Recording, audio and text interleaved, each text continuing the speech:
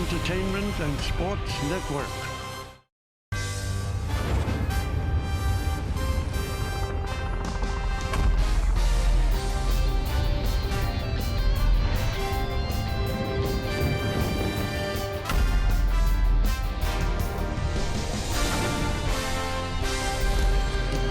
It is a cool, chilly Easter Sunday here in Toronto. Perhaps too chilly for the roof to be open, so it's closed. But it is time for baseball as Hyundai presents the Sunday Game of the Week. Today, it's the New York Yankees against the Toronto Blue Jays in the final game of a 4-game set from Rogers Centre in Toronto, Ontario, Canada. Hello, everybody, and welcome to Yankees Baseball. Along with David Cohn, I'm Michael Kay. Yankees won the first 2 games of the series, first 2 games of the season, and yesterday looked like they're going for 3 in a row when they battled back to tie the game at 3-3. But it was not a good outing for Dellin Betances. No, it wasn't, and really, former Yankee Yangervis Solarte took advantage of a 97-mile-an-hour fastball. So, in my mind, Michael, give credit to Solarte there. Absolutely mashed into the second deck. A little bit unnerving if you're on the mound, speaking from experience. But even more unnerving is Pilar on third base dancing around, and he just takes off.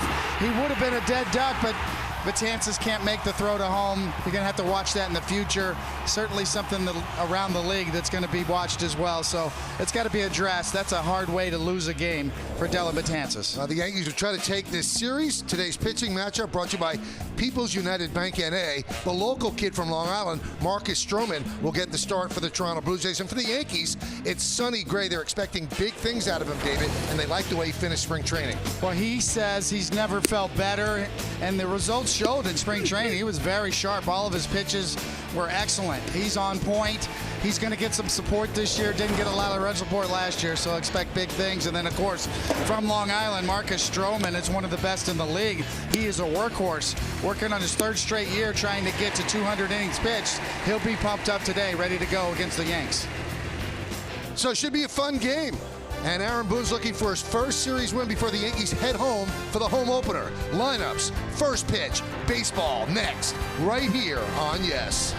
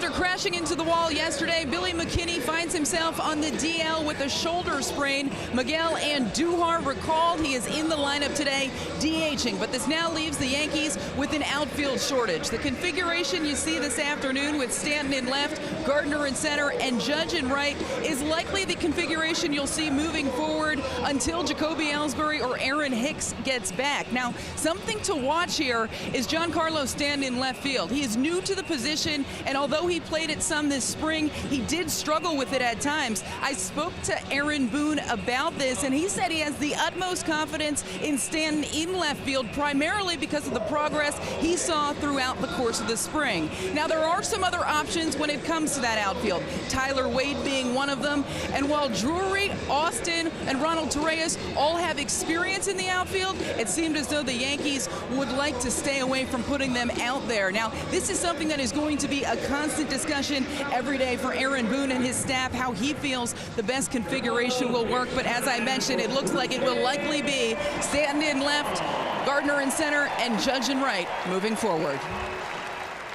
Well, thank you, Meredith. I'll tell you what, watching today, there wasn't BP, but the Yankees were working out Ronald Torreyes in center field, so they're getting him ready just in case of an emergency. And although Aaron Boone's saying all the right things, Stanton did struggle in left field during spring training. So it's going to be interesting to see how he reacts here in the Dome. Let's take a look at the Yankee lineup as the Blue Jays have taken the field. The Yankees have won 2 of the first 3 games. And in center field, Brett Gardner leads off. Batting second, playing right field, Aaron Judge. The left fielder, Giancarlo Stanton, hits third. Cleaning up, the shortstop, Didi Gregorius. Neil Walker at first base will bat fifth. Batting sixth, playing third base, Brandon Drury. The rookie, the DH, Miguel Andujar, he'll bat seventh. Batting eighth, playing second base, Tyler Wade. And Austin Romine's going to catch, and he's going to bat ninth. They will hit against that man, Marcus Stroman. Indeed, the kid from Medford, New York. 33 starts last year, 201 innings, a great ERA. 201 hits allowed. You know, he puts the ball in play. He's a ground ball pitcher, 62 and 164 walks to strikeouts. And let's go ahead and check out the pitcher scouting report brought to you by your Tri-Honda dealers. That's a valuable workhorse. How valuable is 200 innings pitched? Well, only 15 pitchers got to that level last year in the major leagues, only 6 in the American League. He's got 2 straight 200 inning seasons going, and he is an elite ground ball pitcher because of that heavy sinker he features. And how elite is it? Well, 63% ground ball rates, and that's with a qualifier of a minimum of 200 balls allowed, and that was the second best rate in the big leagues. First was Dallas Keuchel from Houston. Well, let's take a look at the defense behind Stroman. It's presented by Geico. The infield's going to be very important. As David said, this guy throws ground balls. Granderson, Pilar, Grichuk, left to right in the outfield. It's Solarte and Gope, Travis and Smoke, third to first. The veteran Russell Martin is behind the plate, and on the mound is Marcus Stroman. Let's take a look at the game time weather presented by Bigelow Tea.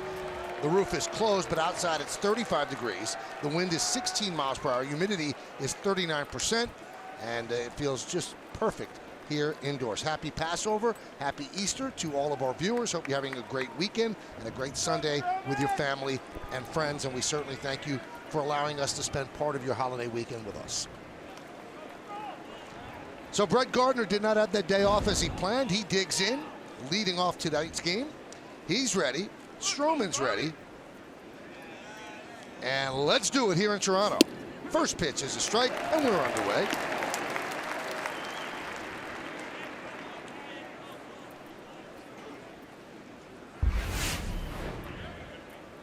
Center fielder Pilar shifts toward left center for the lefty swinging Gardner. Takes outside. Infield fairly straight up. Solarte pretty much on the lip of the artificial turf at third, guarding against a bunt. He'll move in at the pitch. 1-1. Ground ball right side. Travis. One away. So there's the ground ball we talked about. Let's check out the umpires in tonight's game, or today's game. David Rackley behind the plate. Kerwin Danley, the crew chief, is at first. Paul Maurer at second. Scott Barry is over at third.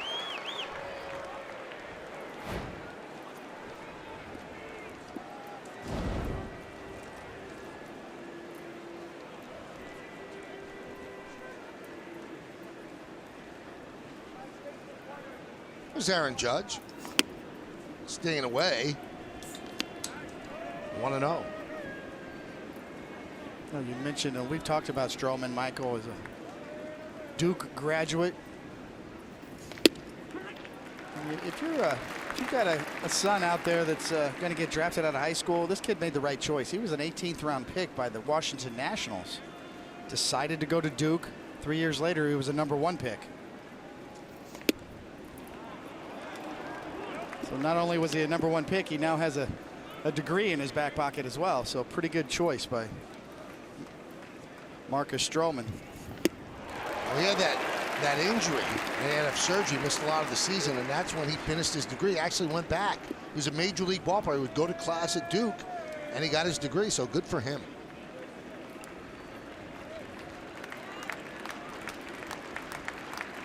Two-two. 3-2.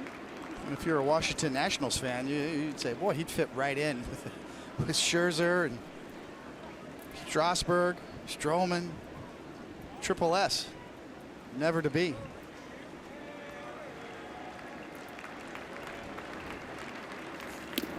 And he walks Aaron Judge. That'll bring up Stanton with a runner on.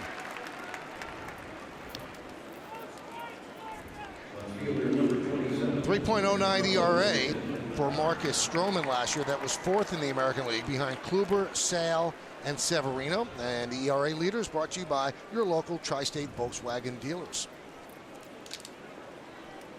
The Yankees are going to try to get his pitch count up early. Good sign here. Judge getting his walk. He was slowed by a shoulder injury in spring training, so he's a little behind. Yeah, the opening game was started by Jay Happ. Stroman is the ace of the staff. If they had to win one game, it would be Stroman and very closely followed by Aaron Sanchez. But because he had shoulder inflammation, they backed him up a couple of days because he did not throw as early as he would want to. But they love what he's about. They love his stuff, his competitiveness. He's demonstrative on the mound. And you'll see that throughout this game.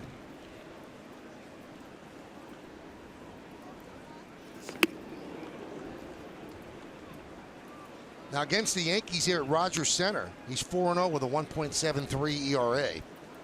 Last year against the Yankees, though, he was 1-2 with a 5.32. So they got to him. But not here at Rogers Center. 2-1. Could not hold up. 2-2.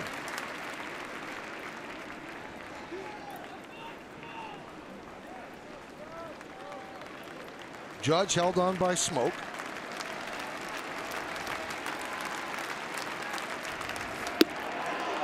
Just missed outside. 3-2. Watch the glove. It's set up off the plate, and Russell Martin tries to frame this and pull it back just a little bit. But the ball's off the plate, so good take from Stanton. And misses again outside, so he walks Judge and Stanton back-to-back to bring up Didi Gregorius with 2 on.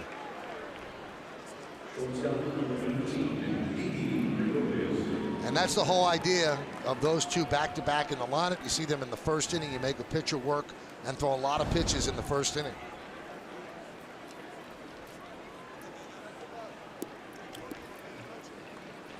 Here's Gregorius settling in at the cleanup spot against right-handed starters.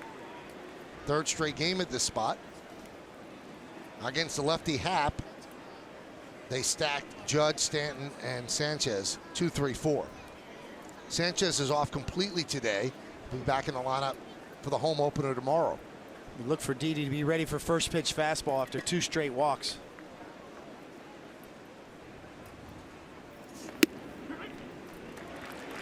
And slider. So what do I know? Well, last year, 41 starts batting cleanup as the shortstop. That's the most in Yankees history. So Rizzuto, Dent, Jeter, not much cleanup.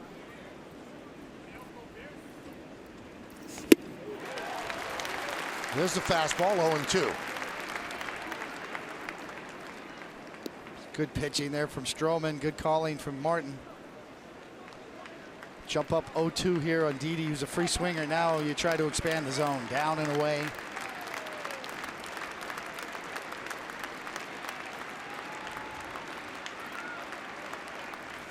Swing and a miss, got him. Onto the slider, 2-away. Well, excellent sequence here. Knowing that Didi's a good first ball fastball hitter, gets the slider over. Really good sinker on the inside corner. Now expand out, down, swinging over the top. 3 pitches, a big strikeout.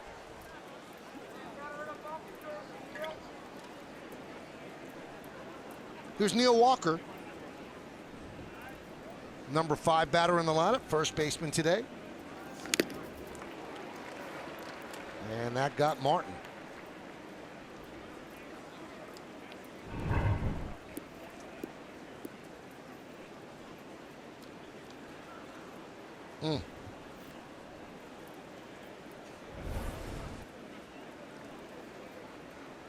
You have some coverage there, but it still hurts. Yeah, you can see the flap just kind of spring up, shoot up in the air. So, yeah, feel it on your big toe.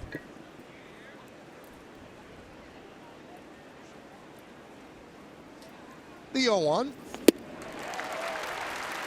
0-2. Judge at second, Stanton is at first. We're just underway here at Rogers Center in downtown Toronto.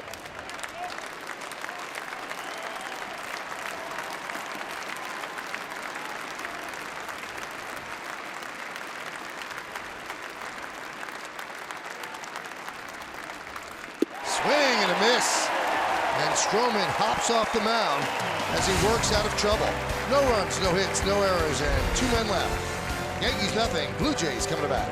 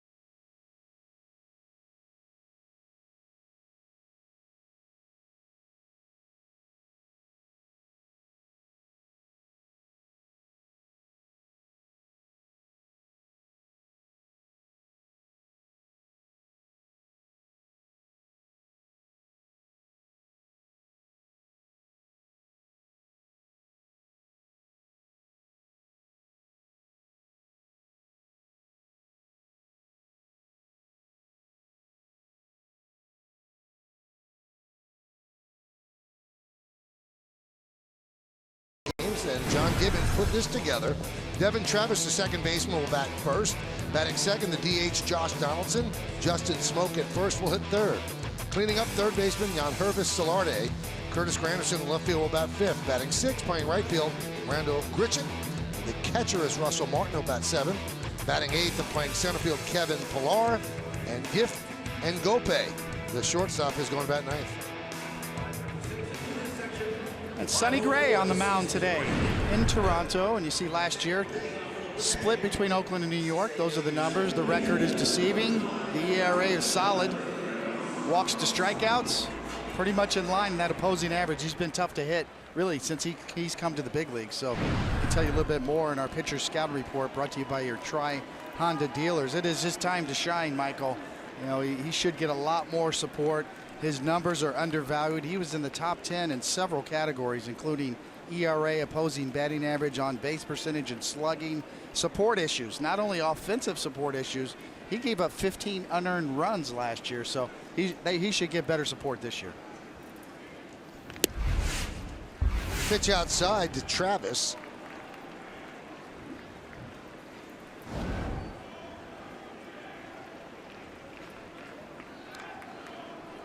Second baseman Wade shades up the middle.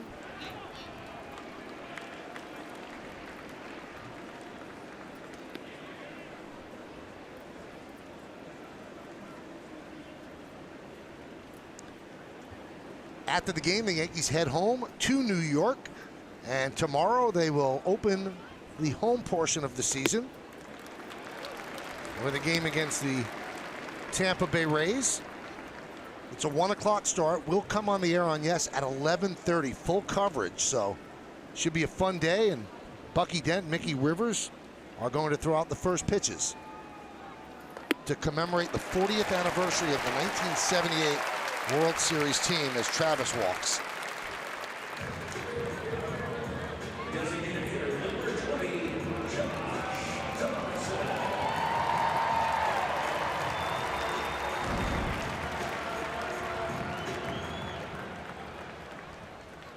There's Josh Donaldson.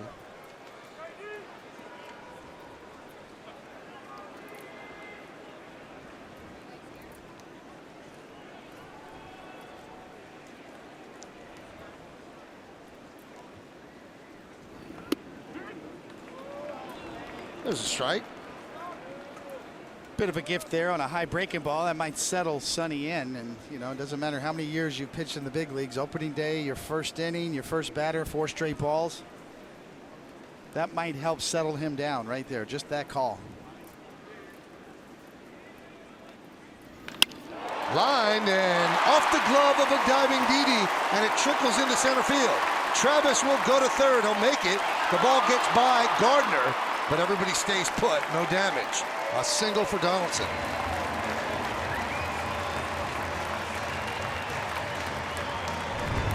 I think they're going to score this a hit. Looked like Didi was there, but it was an in-between hop.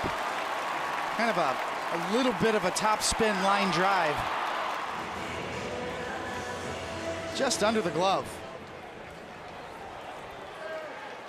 If Didi comes over that, that's a double play. It's certainly well struck from Donaldson. Good enough to get it by.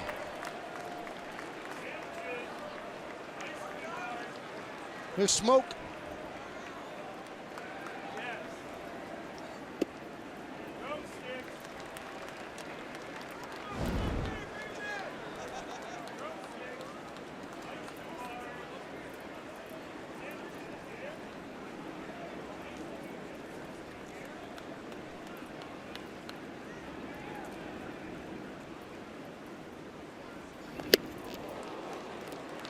One and one.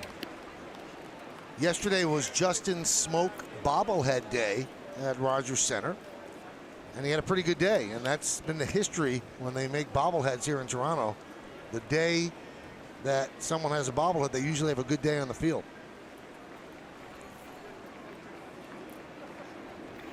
Donaldson last year had a very good day, so they should just schedule bobblehead days every day. Yeah, there were rumors before the game that manager John Gibbons was thinking about playing Kendrys Morales, and then they figured out, oh, wait a minute, it's Smoke bobblehead day, so we better keep him in the lineup. Good thing they did for the Blue Jays' sake.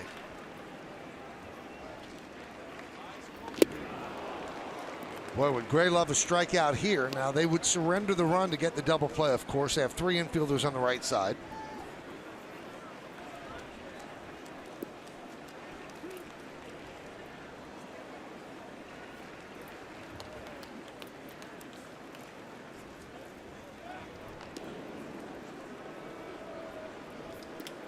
Sonny Gray, similar to Marcus Stroman, drafted out of high school by the Cubs, 27th round in 08, ended up going to Vanderbilt.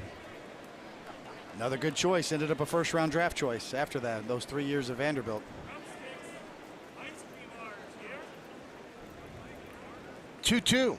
Swing and a miss. Big strikeout for Gray as he gets Smoke swinging. Take a look at the Yankees defense presented by Geico. You've got Stanton in left, Gardner in center, and Judge over and right. In the infield, it's Drury, Gregorius, Wade, and Walker. That's third to first. Romine gets his first start. He's behind the plate, and on the mound is Sonny Gray. And now, David, you get greedy here, and now you want the double play. Well, that would be nice. Absolutely. Sonny Gray's very capable of doing that.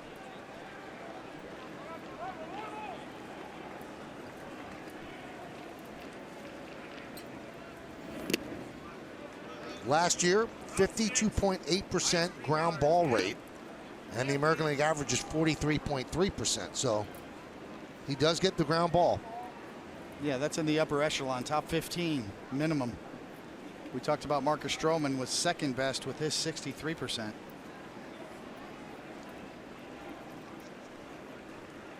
Travis is on third, Donaldson's on first.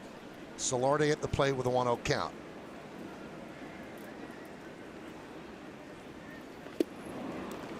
1-1. Now, Aaron Boone said he's not playing games this year with personal catchers, but Romine last year caught Sonny Gray 3 times, and Gray had a 1.45 ERA with Romine behind the plate. With Sanchez behind the plate in 8 starts, 4.63. Statistical anomaly?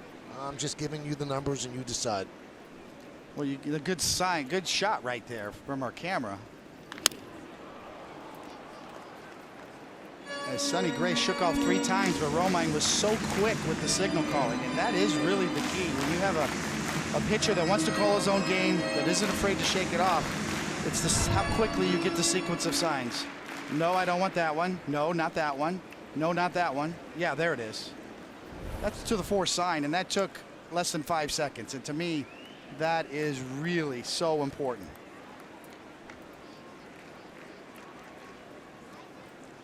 1-2. Good fastball, 95 miles an hour upstairs. 2-2. The longer you have to wait out there, Michael, the more anxiety builds. It's one of the problems I had with Jorge Posada as a young catcher after going to Girardi was these kind of sequences and keeping the rhythm going.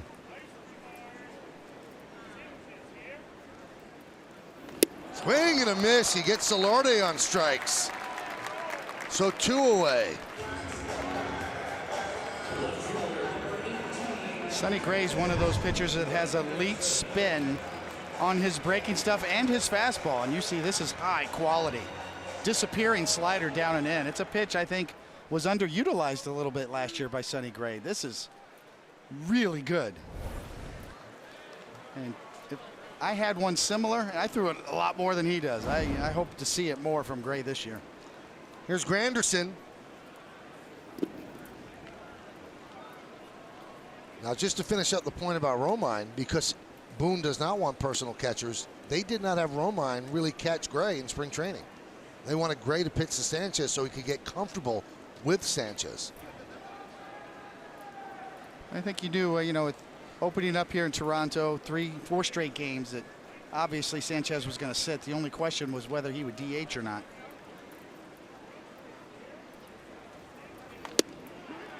But the best laid plans, Michael, they have a good game here today. Well, that has a way of influencing your thinking. So you can say all you want about not believing in personal catchers. The proof's in the pudding. And this is a results-oriented business. And if these guys get on a groove here, it's gonna get noticed. Sonny Gray with a chance to do a full Houdini act here and get out of this. Not done yet, but 1st and 3rd and nobody out. Now 1st and 3rd and 2 out.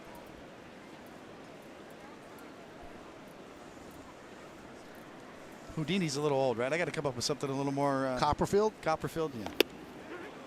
Chris Angel? A full Chris Angel. One pitch away.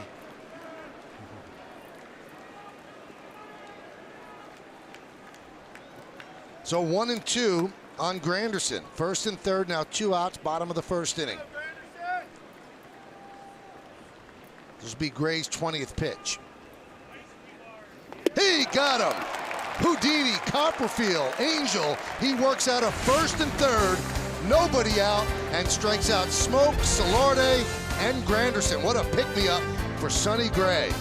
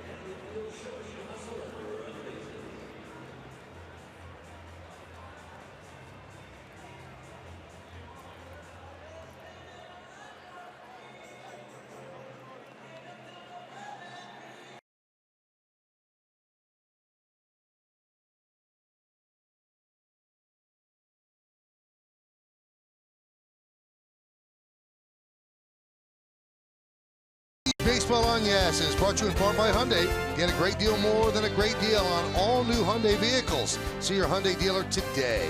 By the New York Lottery, get out there and play. And by People's United Bank, where the technology is as helpful as the people. I believe that's outside the Air Canada Center, where the Raptors and the Maple Leafs play. Maple Leafs played there last night. Back inside and down the street at Rogers Center, we go to the second, 0-0. As both pitchers worked out of trouble in the first inning, using the strikeout to get out of trouble. Here's Drury. Upstairs, 1-0.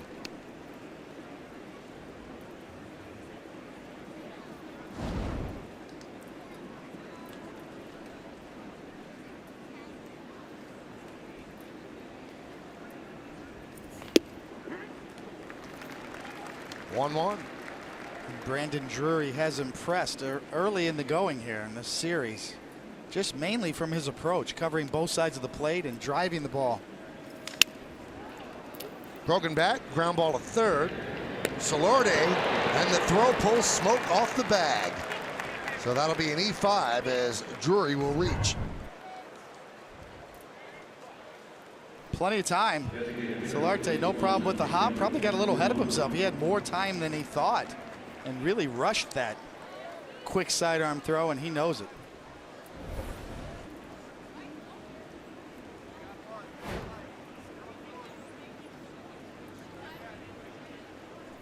And here he is, Miguel Andujar.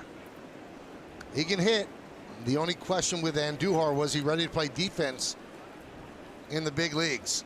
But with the injury to McKinney, here he is and DHing today. Aaron Boone said you could see him in the field. You could see him at third. You could see him at first. But he wanted to get him right into the lineup today. And, you know, with Sonny Gray, a ground ball pitcher, obviously didn't want him in the infield today. Not that he can't play, but they know he can hit. So he is a DH today.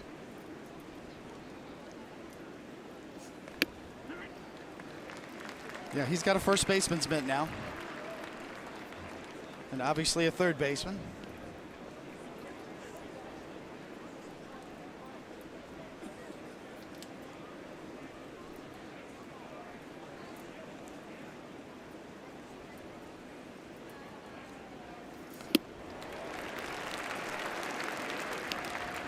One and two. He had a little bit of a cup of coffee with the Yankees last year. Hit very well.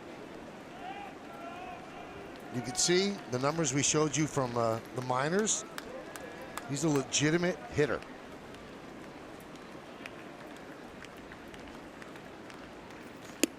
Couldn't hold up there. Nasty slider, and Andujar down on strikes. Yeah, this is getting worked over, and Stroman's got a good one. You can see the slider with the late break ends up almost 12 inches outside, and no, he did not hold up.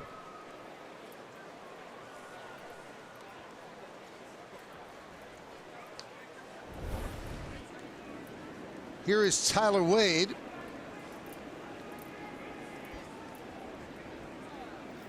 Now, Boone was asked today, why not Tyler Austin, who hit 2 home runs yesterday? He said, I'm not going to be that guy just because the guy had a good game. If I don't like the matchup, I'm not going to play him the next game. He said also, with Sonny Gray being a ground ball pitcher, I wanted Wade at second, and I wanted Walker in the lineup, so I wanted him at first. He said, so what he did yesterday really doesn't have any bearing. He said, just because the guy goes 0 for 4 doesn't mean I'm not going to play him the next day. Just because the guy had 2 home runs doesn't mean I'm going to play him the next day. Yeah, the days of Earl Weaver, you know, where's Kenny when we need him, right? The days of managing by your gut are really a distant memory at this point. You can draw your own conclusions on that. I think Aaron Boone does show feel for his players, though, so there is a balancing act there. And that's what he has tried to do. Trying to find that balance between old school and new school.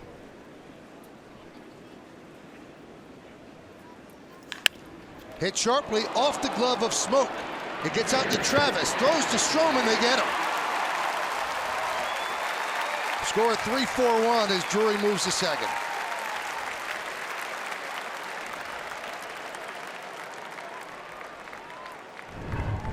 absolutely drilled by Wade.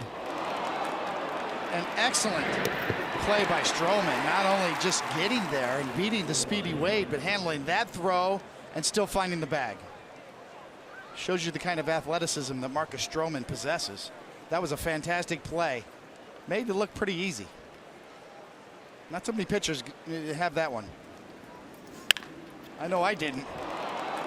Also, David, not to get run over either. The low throw and still keep yourself out of the baseline. That was fantastic from Stroman. Here's Austin Romine. Austin got off to a good start last year because Gary Sanchez was hurt essentially for the first month. And Romine kept everything together. He slumped a little bit offensively toward the end. Got big hits, though. Hitting .218 last year with 2 homers, 21 ribbies.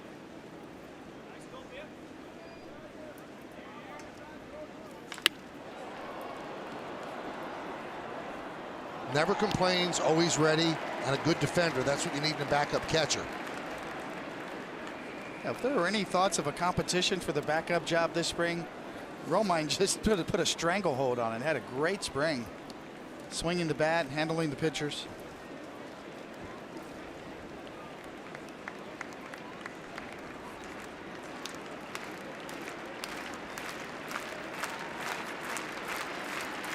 .394 batting average in spring.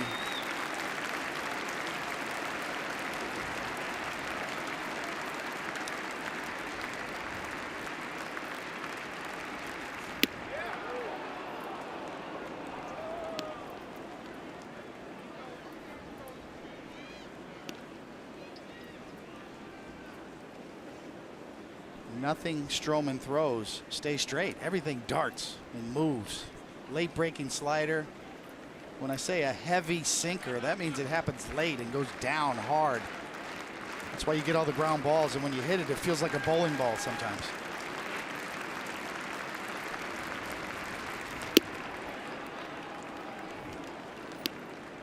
The best part about this, though, is you see the highest sinker percentage there in the American League in 2017. Yeah, that belongs to Marcus Stroman.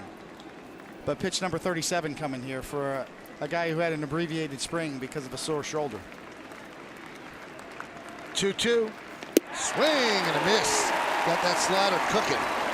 No runs, no hits, 1 error, and 1 man left. We'll go to the bottom of the second. 0-0.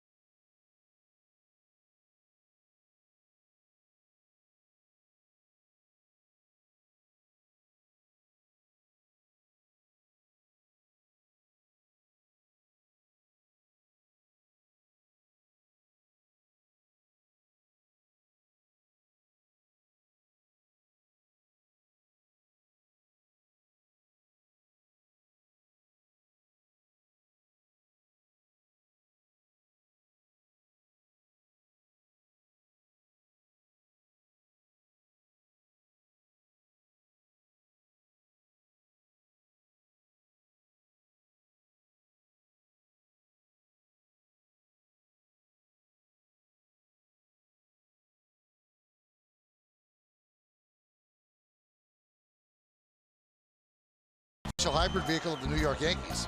Question: what did you think of the decision to play Aaron Judge in center field yesterday? One of our response: he was a center fielder in college and he's athletic enough to do it.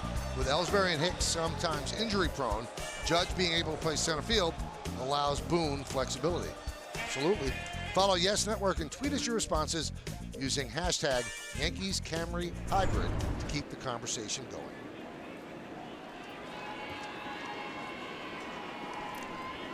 Here's Randall Grichuk to start it off. Bottom of the second. 0-0. And a strike.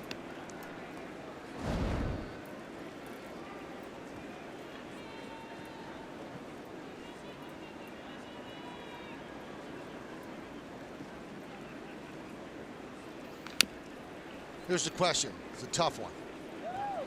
So you want to pitch to a catcher that you're comfortable with, getting a rhythm with. If you're a pitcher, would you rather pitch to the guy you're comfortable with or the guy you're not comfortable with that might hit 2 3-run home runs? Well, Gary Sanchez is a little bit different in that regard on the comparison, right? And it's shades of the 2009 World Series. Posada and Molina with Burnett. See another really good breaking ball from Sonny Gray there. But yeah, I mean, World Series, right. A.J. Burnett, Posada has to sit the bench. Molina catches, and it worked out in that particular game. Boy, that's straight down. Good job by Romine. Grichuk just waves at it. 4 strikeouts in a row for Gray. One thing about Gary Sanchez, though, is that he doesn't really have any weaknesses other than the pass ball issue last year. And to me, that if you're checking the boxes of catchers, that's the last box that I worry about. Does he throw? Does he call a good game? Does he frame well? And blocking the ball in the dirt is last. And that was last year. He's worked hard on it, and he's gotten better at that, and he will continue to get better at that.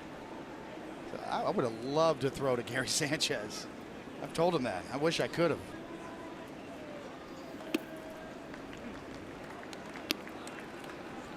We've been talking to Buck Martinez, who former manager, big league catcher, does the Toronto games broadcasting. He was impressed with Sanchez so far this series, especially with Tanaka, the game he called with Tanaka, and really worked him. Severino as well. For a young catcher, Sanchez really calls a very good game. He has a feel for what his pitchers have, making adjustments on the fly. There's Buck on the right, Pat Tabler on the left. There's a walk to Russell Martin.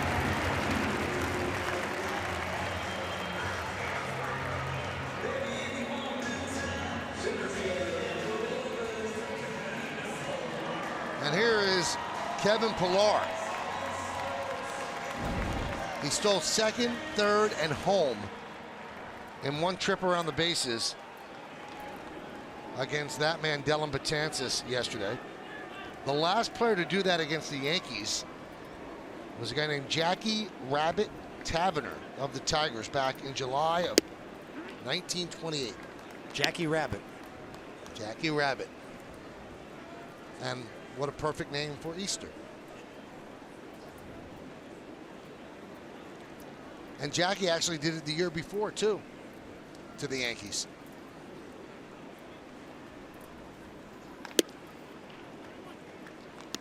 One and one.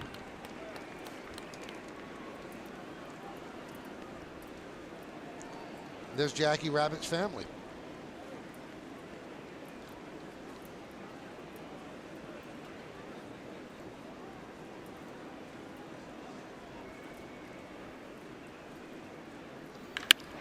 Ripped into center field. It's a base hit. Martin will stop at second. A single for Pillar.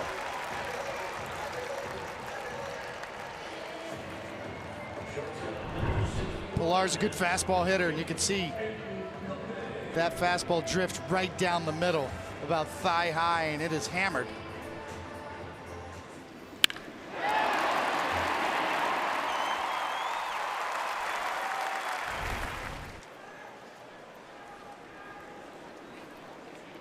That'll bring up Gift and Gope. Through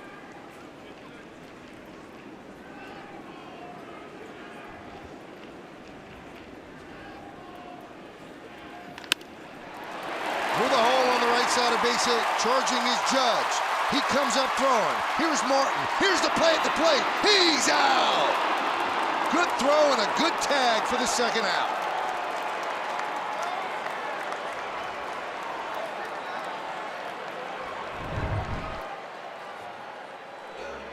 We'll get another look, another first pitch fastball, and this had to be perfect.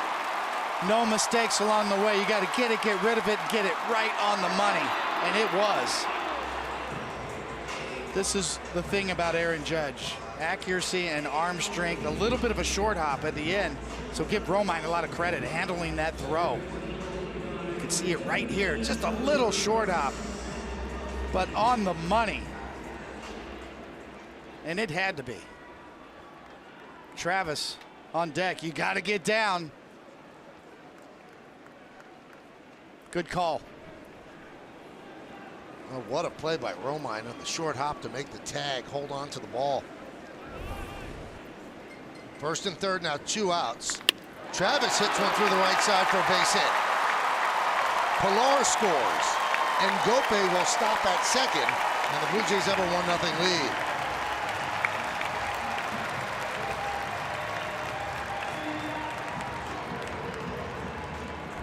There are a lot of first ball hitters in this lineup. This one's a breaking ball, kind of a get me over one that stays up, and Travis always is ready to swing on the first pitch and finds the hole, even though he was out in front of that a bit.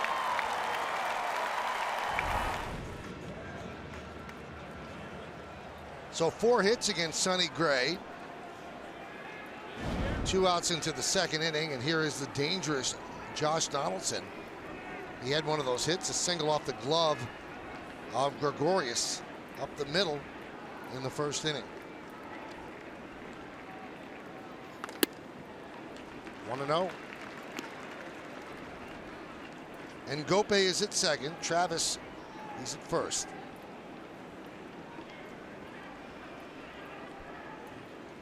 We saw Sonny Gray in Atlanta in his last start really dot that outside corner with his fastball. Has yet to find that command yet today.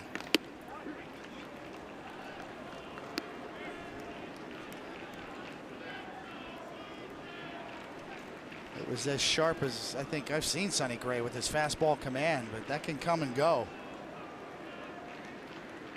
Breaking stuff has been sharp today, but hasn't been able to find the corner. Pretty good one on the inside corner on that last pitch.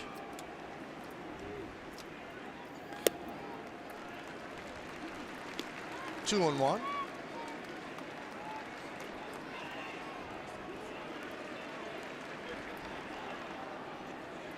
Both pitchers working hard. Pitch number 37 coming from Sonny Gray here in the second. Similar to Stroman.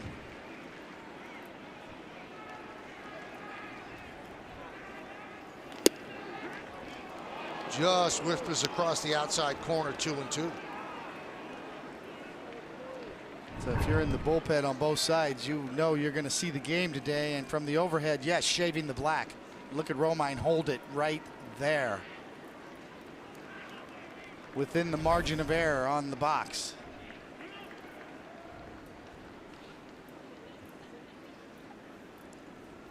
That was a good shot right there. You saw the overhead. It definitely clipped the corner, and on the box, maybe just off. So nothing is absolute as you see that little box for our strike zone there. There is a little margin for error, especially on the edges.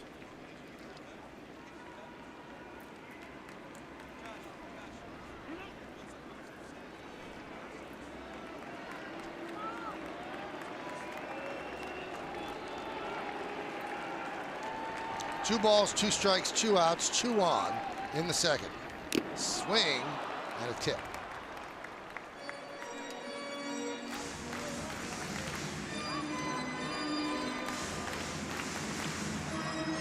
Donaldson battling what they're calling a tired shoulder. Could make throws on opening day. Kind of pie tossed 3 of them across the diamond. And he's DH'd the last 3 games, keeping Kendrys Morales on the bench.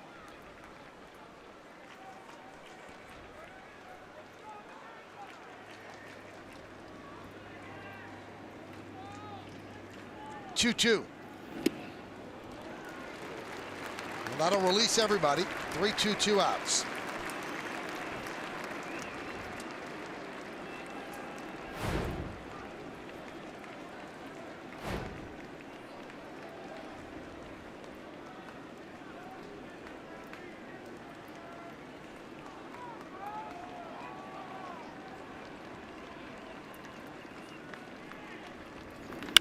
Up the middle, right there is Wade. Played him perfectly, and that will do it.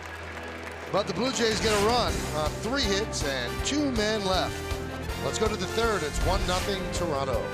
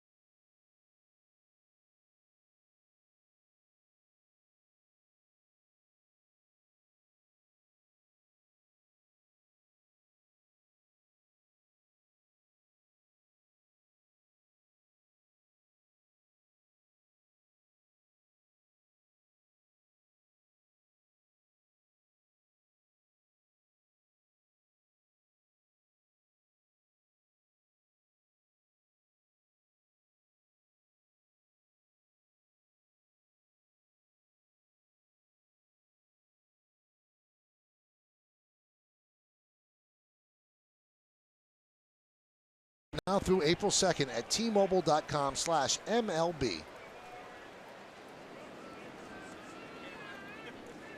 We go to the third inning, and on the NFL Experience scoreboard, it's 1-0 Toronto over the Yankees. It'll be the top of the Yankee order against Marcus Stroman, Gardner, Judge, and Stanton.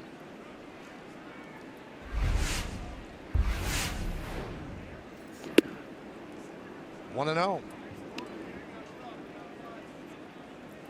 You could bet Brett Gardner's going to try to work one of those long pitch at bats that he's famous for right here to get Stroman and his pitch count continue to click up.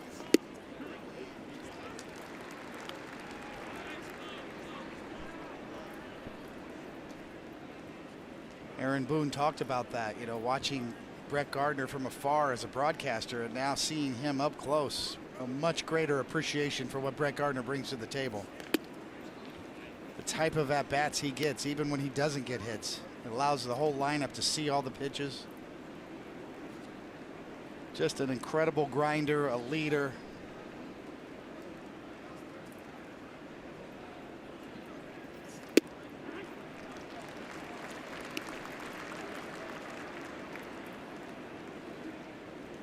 The intangible. Check the intangible box when you try to assess the value of Brett Gardner.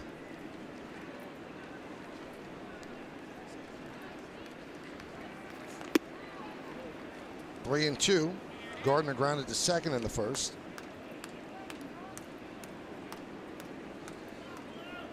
Looked like all three were looking for a call there as Gardner took it. It was close.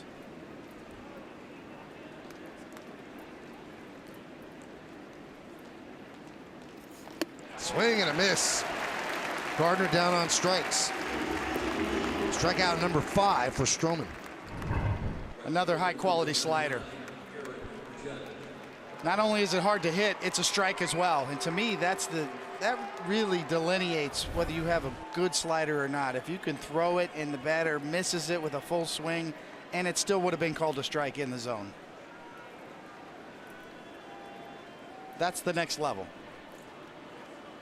Here's Aaron Judge. He walked in the first inning, takes a pitch inside.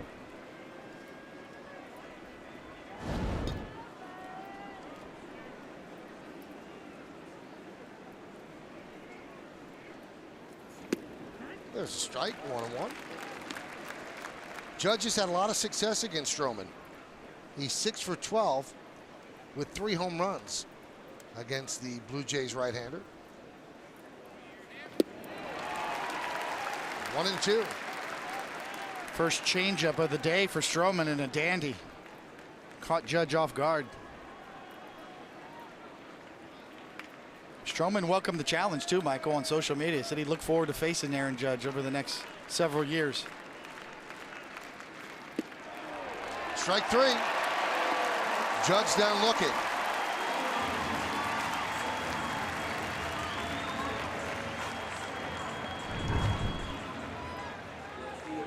Perfectly placed, right to the glove, right on the black. And a little shimmy from Stroman.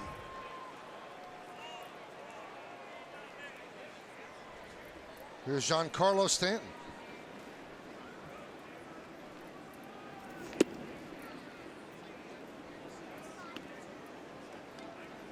One and 0.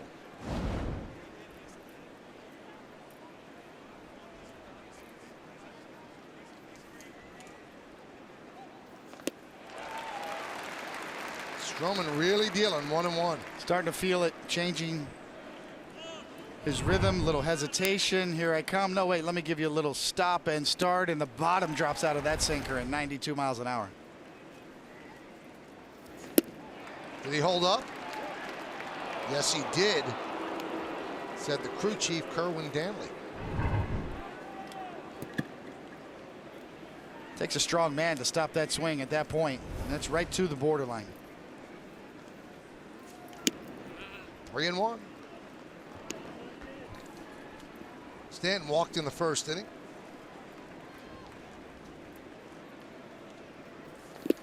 And he walks here in the third inning with 2 outs.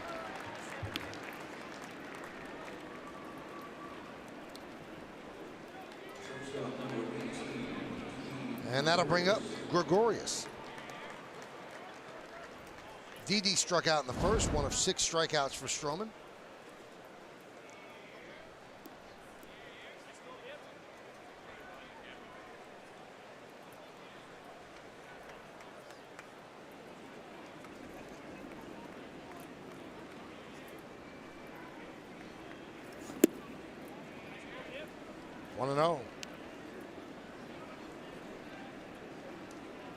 Now, in the old days, they didn't play baseball this early at the start of the season, but the Yankees have had only 1 win on April Fool's Day, and it was actually against Toronto in 2003. They won 10-1.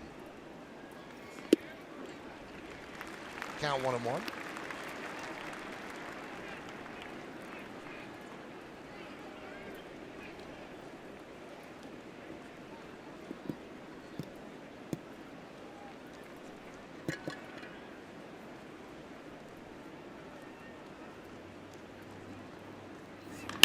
That one is ripped into left center field.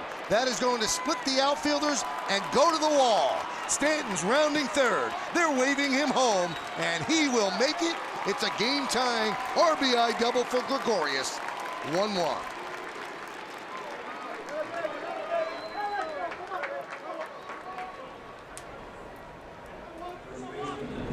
Well, excellent job. Stanton did what he had to do, take the walk. This is a changeup.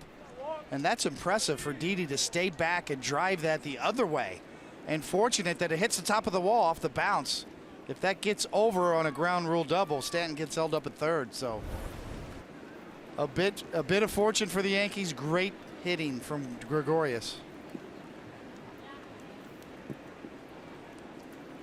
So Didi is at second. He's had 4 extra base hits. Batting in the cleanup spot. He had a triple and a double on Friday. He had a double yesterday, and now a double here today.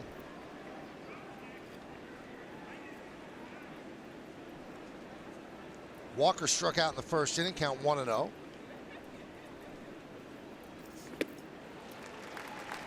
Michael, you get the feeling that Didi really hasn't even hit his peak yet, right? That he's got more to give. He just keeps getting better and better, more confident, more of a leader. Hit 25 homers last year and didn't have a full season. Started the season on the DL, and I don't know if we found his ceiling yet. It'll be fun to watch.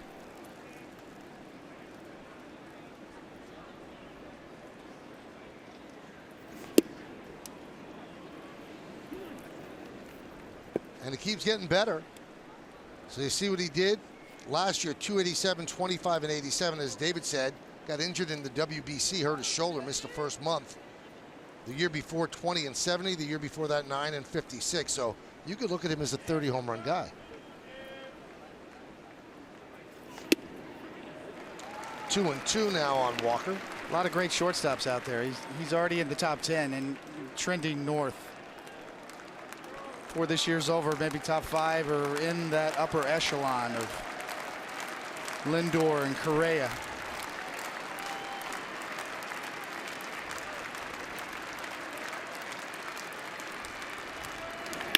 Ground ball, base hit to left field.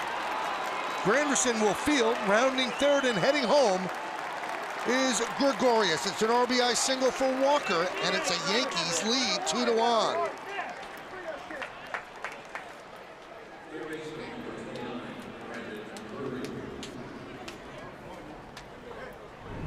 Well, just that fast. Stroman had a no-hitter, but a high pitch count, a slider that stays up and rolls, a professional hitter in Neil Walker that doesn't do too much with it.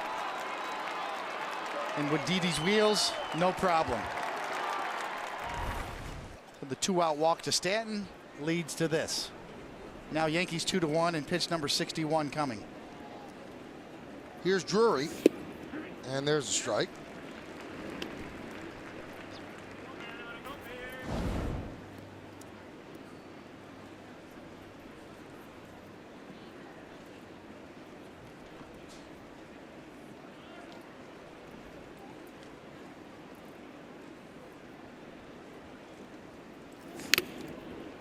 You can see what scouts like about Drury, because in basketball they call them gym rats. He is that sort of player. He's tense.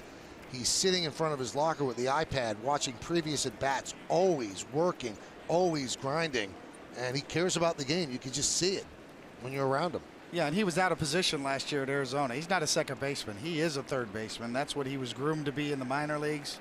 He was forced off the position in Arizona. The good read by the Yankees scouting staff, all top to bottom. That one's driven deep to left field. Going back, Granderson. Track, wall, see ya! Home run Drury, a 2-run shot, and it's 4-1 Yankees.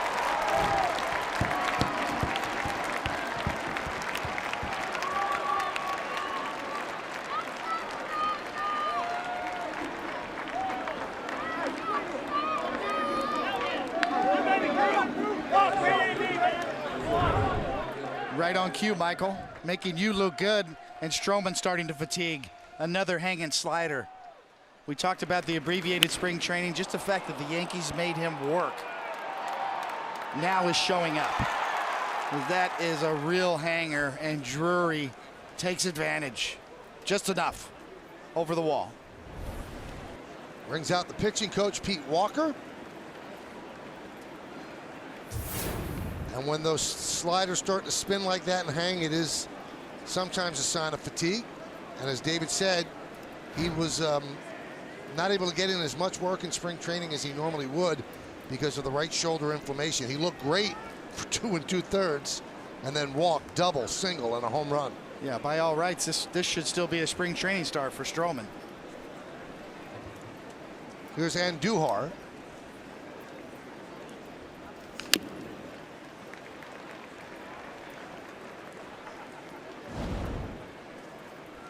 He struck out in the second inning. It's a great start to his Yankee career for Drury.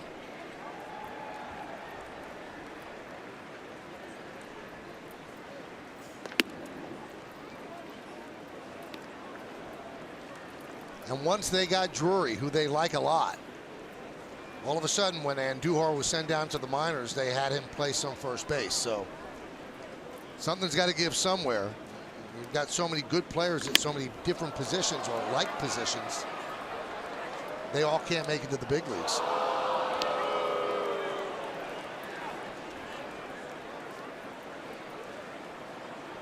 A tremendous value in the Yankees organization in depth, as you see Aaron Loop, the lefty, going to get hot in a hurry.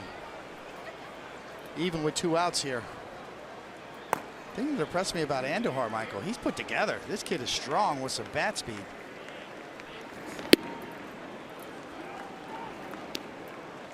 I didn't realize how big he was. I got up close in spring training, then watched him take BP. He is a strong young man.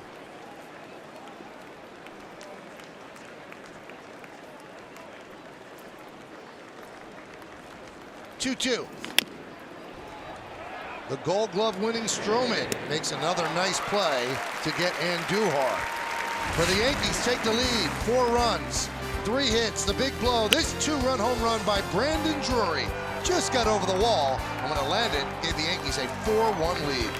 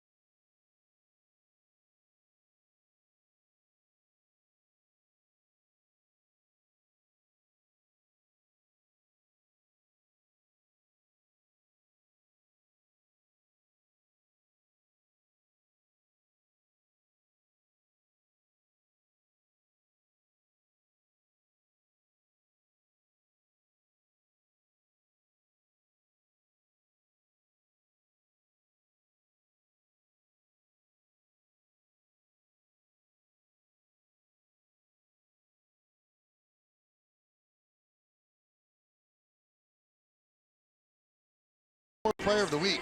Yes, we'll reveal your choice as the week's most outstanding player in every Friday's telecast. Please tune in and vote. Looks like Drury wants that award. He's had a good first series as a Yankee. Big 2-run home run. So Sonny Gray now has some breathing room on the NFL Experience scoreboard. 4-1 Yankees lead. Well, Michael, you guys were talking about the great job that the Yankees scouting department did in looking at Drury, eventually acquiring Drury. Brian Cashman went on record as saying that he tried to acquire him for several years. They finally got him this year, but he also has a big ally in Phil Nevin, the Yankees' third base coach. He was actually his manager when Drury was in AAA in the Arizona Diamondbacks organization, and he said Phil Nevin is one of his favorite managers that he played for. He made you feel good, but at the same time he was serious about winning a ball game, and that's what I liked about him. You guys talked a little also about how he's a gamer. The first day that he walked in to Steinbrenner Field and was asked to kind of categorize himself, he said, I'm going to play all out every game. That's how I got to where I'm at. I'm not going to change the way I play now. It's just mentally the way I go out there and do things every day. I'll tell you what, the Red Sox kind of played a role in the Yankees getting him, because the Red Sox signed J.D. Martinez, and the Arizona Diamondbacks were holding out hope that they could get Martinez to return. Well, when he signed as a free agent, well, that put the Diamondbacks in a situation they needed an outfielder, and the 3-way deal got them Steven Souza Jr. and opened up the portal for the Yankees to get Drury.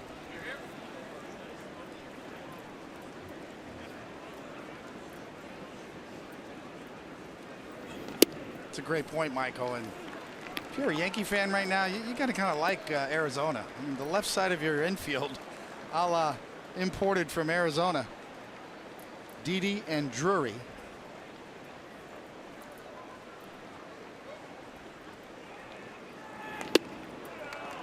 Smoke walks against Gray. That's the 3rd walk issued by Sonny Gray.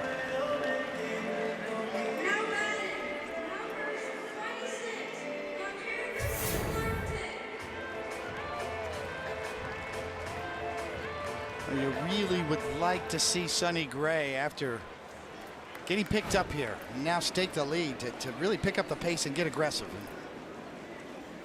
Leadoff walk is certainly wasn't in the plans.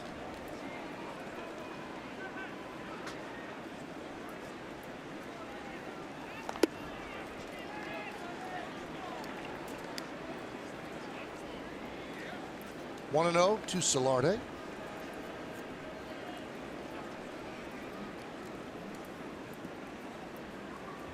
We're going to see some middle relievers today on both sides with these pitch counts. And believe me, they know it.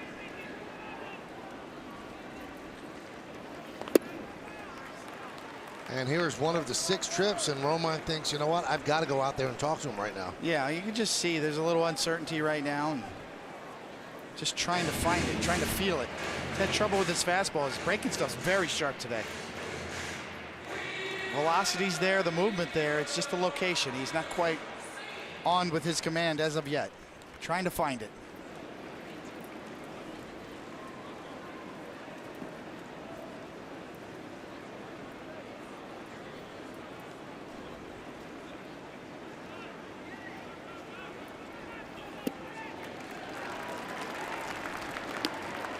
So 3-0 now on Solarte.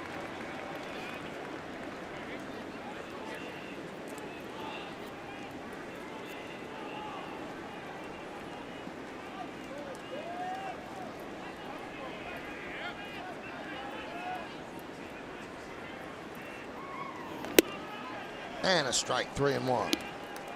We're at the bottom of the third. Yankees lead the Blue Jays 4-1, trying to win this series. Be a nice start to the season, going 3-1 in a 4-game set. Managers always hate 4-game series. Certainly have to win the first one if you're thinking about winning the series, and most of the time you get splits.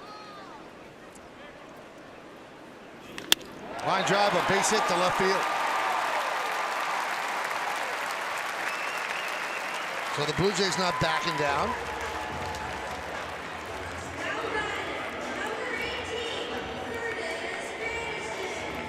Well, we know Solarte can hit a fastball, and he took the 3-0-1. He wasn't going to take the 3-1.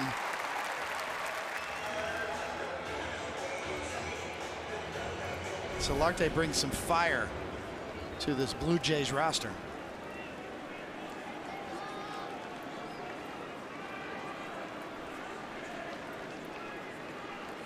So here's Granderson.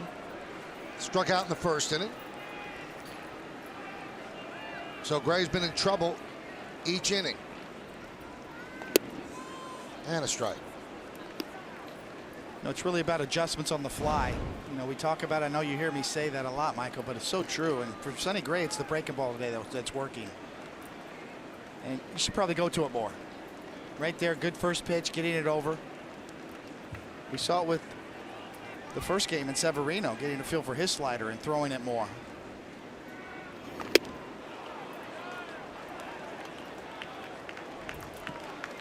Wow. Held up. Close on the pitch and the swing. Did not get it.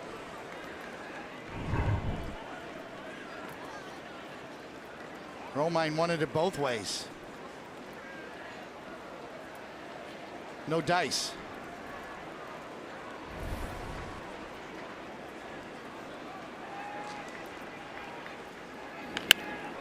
Grounded right side. Walker gets one on the first, not in time.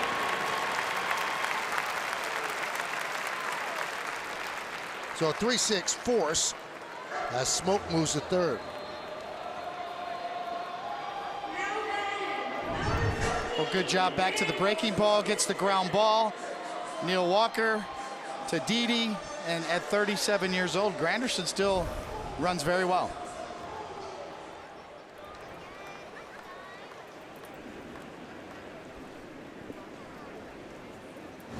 There's Randall Grichuk.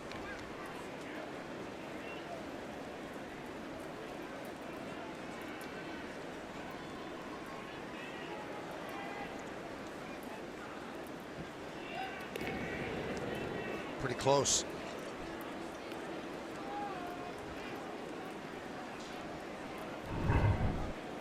Quick feet from Sonny Gray. Not really a big lead from Grandy.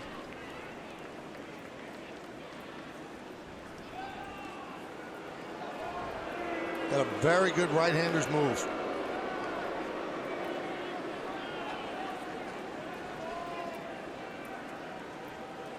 Now, if I'm on the mound here in this situation, first and third, we're struggling, Sonny Gray. Grichuk, a dead red fastball hitter. You've got to dominate him with your breaking stuff here. If he gets a fastball, it's not in the zone. Good start. This is where you need to take over and own this hitter as a right-hander with one of the elite breaking balls in the league. Now's the time to flash it.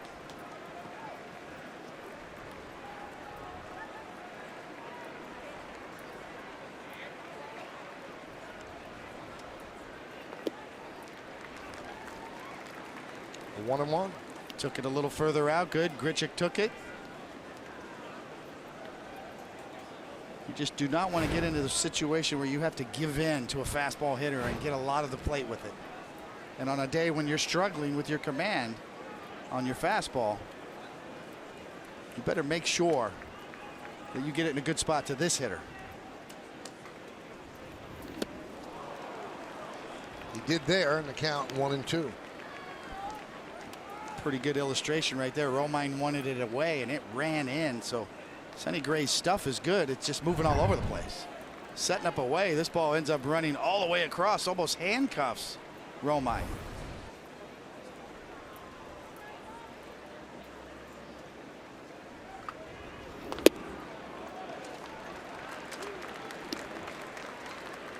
Good try, good take.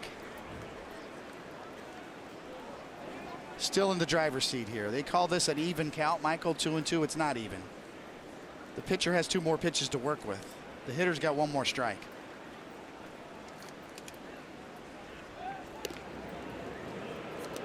Takes four balls, right, and 3 strikes. So, you know, the old 2-2 even count. No, it's not even. Pitcher's still in the driver's seat.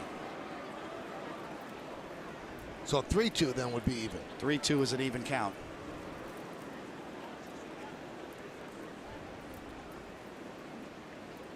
Two. Swing and a miss. Got him. So I took David's advice, breaking balls and well-spotted fastball. Yes. And a ball. Do not give in. Grichuk will chase, and eventually he did. 5th strikeout for Gray. About to throw his 60th pitch as Russell Martin's up. He walked Martin on 4 pitches in the 2nd inning.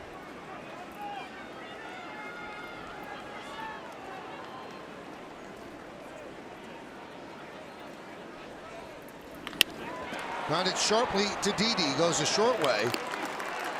And Gray works out of trouble. No runs a hit, no errors, and 2 men left. We're going to go to the 4th. Yankees lead 4-1.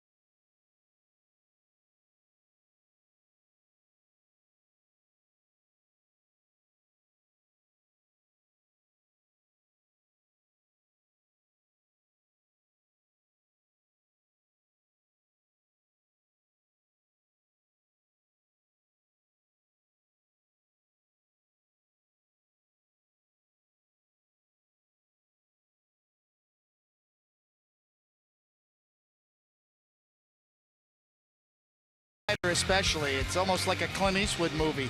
The good to Didi early, the bad to Neil Walker, and the ugly, spinning in his eyes almost, to Brandon Drury, who really takes advantage. And that's kind of been the tale of Stroman's day. Boy, he was really good early. Looks like he fatigued to me. He's still out there, but all of a sudden that slider hangs, and you hang it, and they bang it. Tyler Wade leads off.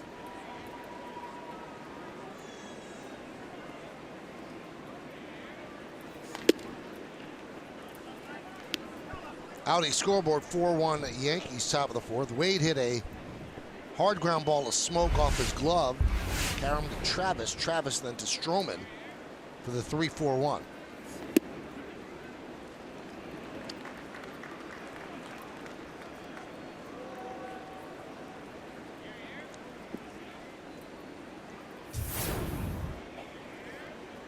There's a breakdown, pitches per inning. Another ground ball. This one a bit easier to smoke. Got a good hop. One away.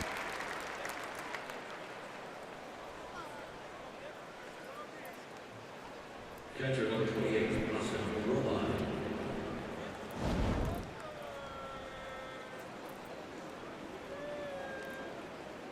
Look at Romine, he's working hard, breathing heavy, trying to get Sonny Gray through those first 3 innings. A strike from Stroman.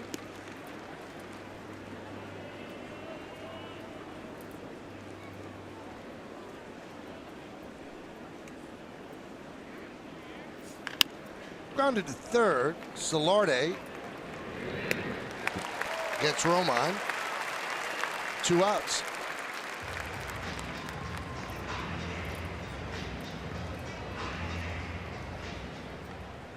It's what the doctor ordered for Stroman. A couple of quick outs.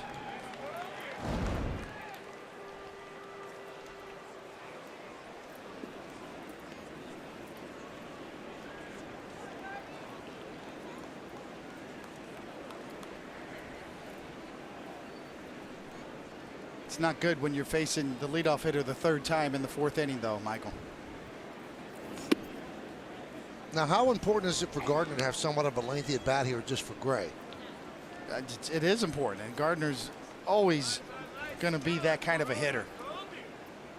He's going to try to grind it out, especially when the first 2 outs are made so quickly. Takes the first 2 pitches, 1-1.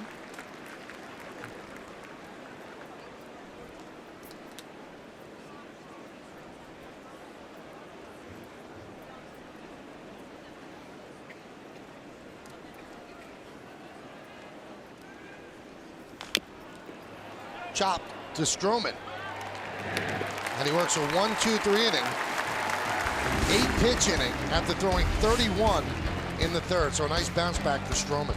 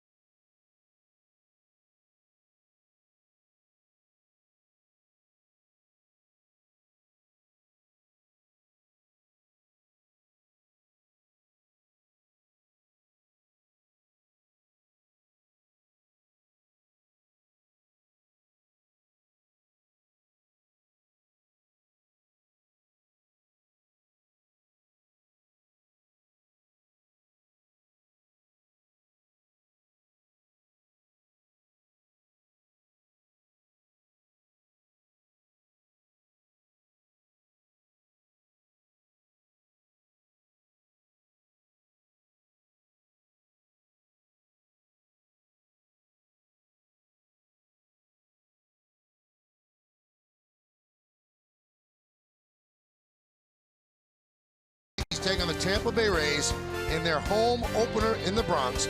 And yes, it's going to be there. Start your game day at 11:30 a.m. with the Chevy Yankees pregame. Then catch all the action right here on Yes and streaming on Fox Sports Go. Jordan Montgomery gets started for the Yankees now. Tomorrow's a bullpen day for the Rays. And they have a four-man rotation. They have a bullpen day. Wednesday, it's going to be Chris Archer against Luis Severino. So it could be Chirinos or Pruitt to start it off. So the LA Angels of Anaheim have a six-man rotation, and Tampa Bay has a four-man rotation. And Pilar has a leadoff single here in the fourth.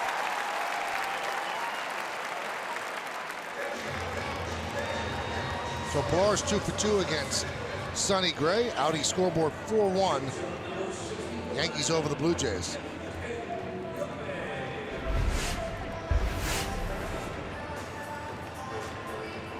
You like what the Rays are trying to do, David? Well, they're a different story. I mean, the schedule's different this year, obviously, with the starting earlier. There's more off days worked in, and the Rays have a lot of off days, more so than several other teams.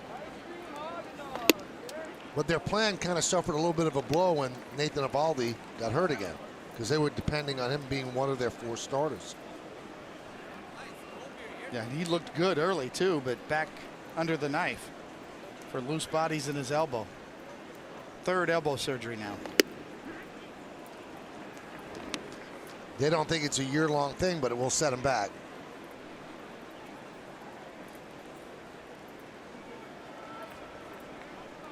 And Gope with an RBI single in the second. Actually, he didn't get an RBI because of a great throw by Judge. The RBI went to Devin Travis, the next batter.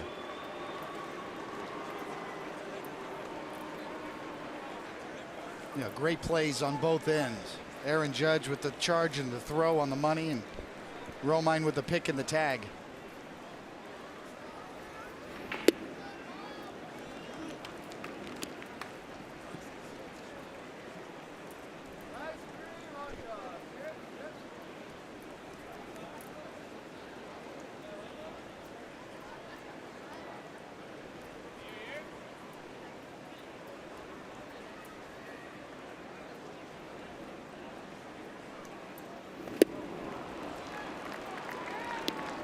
And Gope down on strikes.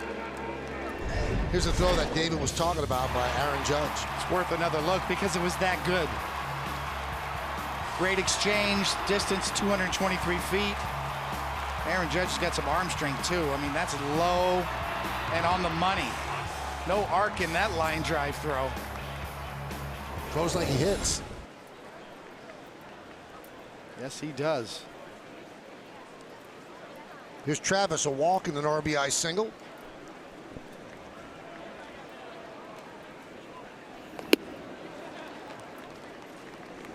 Oh, 0-1.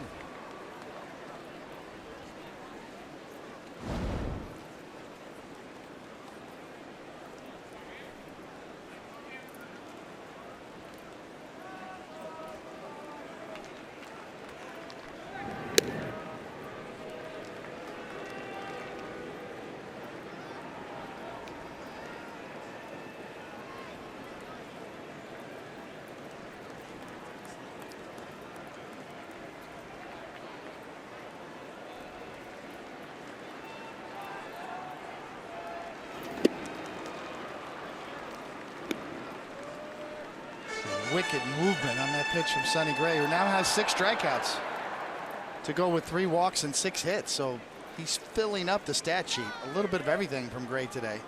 The stuff is there.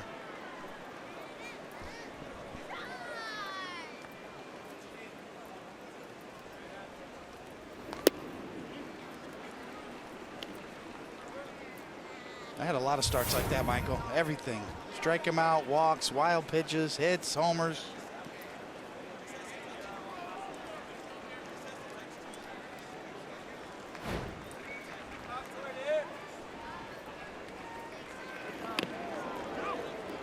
Fouls that one off.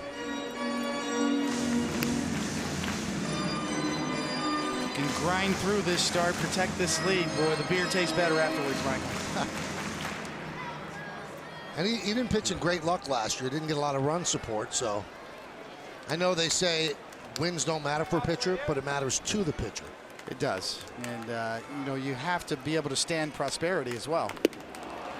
Swing and a miss as Travis is down on strikes.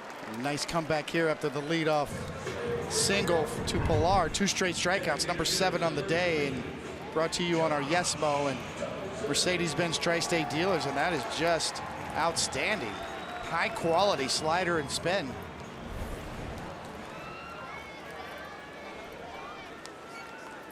Sometimes your stuff is too good on certain days. It moves all over the place. It's hard to corral it. There's Donaldson, 1 for 2, singled in the first, grounded to second in the second.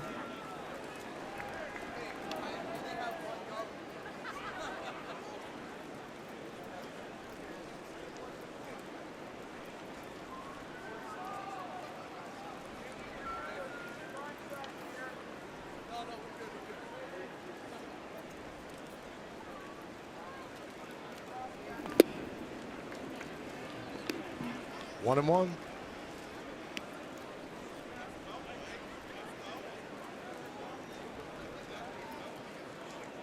Up and down this Blue Jay lineup, there are fastball hitters and aggressive early in the count. So I like this selection process much better from Romine and Gray so far. Tied him up. Donaldson has hit Gray in his career, hitting .357 against him. 5 hits, 2 ribbies. Fastball for show. Up and out. Hit that. Now go right back to the slider. Romine wants the heater away.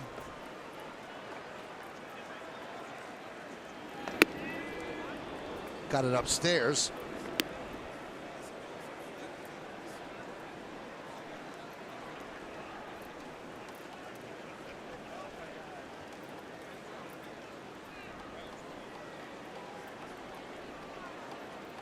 There you go. That's your best pitch today, right here.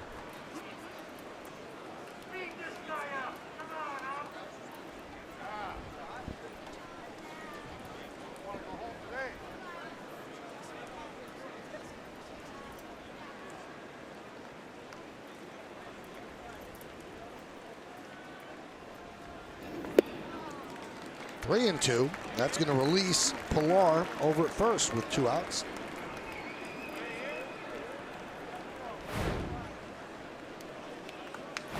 Give Donaldson credit, laying off of a tough breaking ball. Got to throw it for a strike. Runner goes. Fouled away, they'll do it again.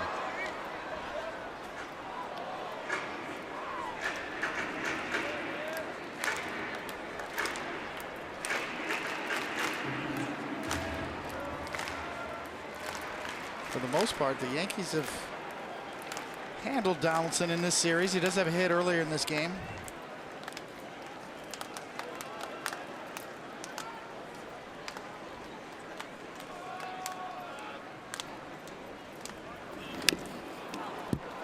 Stays alive.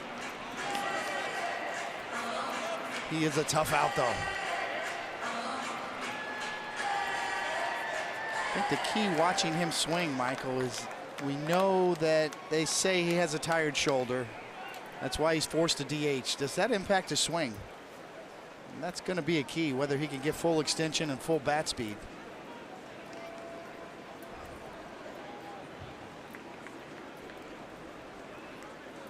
3-2. Did he go? Yes, he did. And Donaldson down on strikes, and he did not like the call by Kerwin Danley. John Gibbons can't believe it either. So 3 more strikeouts for Gray. Did he go? You decide. Oh, he went. He went by a lot. And we go to the 5th.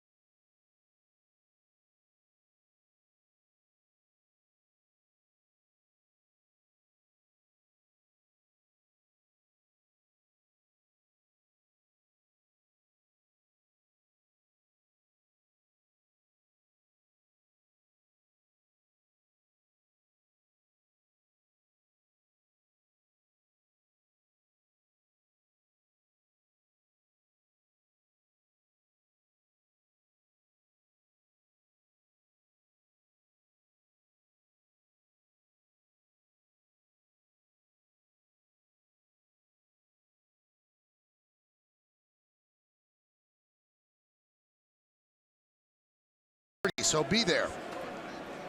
Aaron Judge will lead off against Marcus Stroman. Judge with a no contact day so far, a walk and a strikeout. Danny Barnes is up in the bullpen.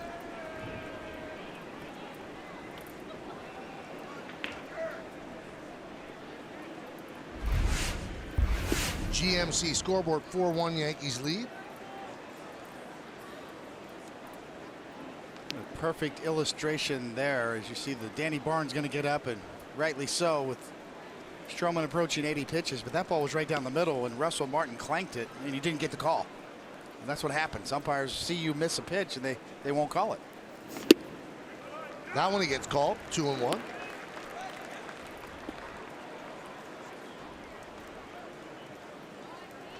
Sometimes catchers try to frame it and hold the glove real still and they'll miss it. They'll clank it.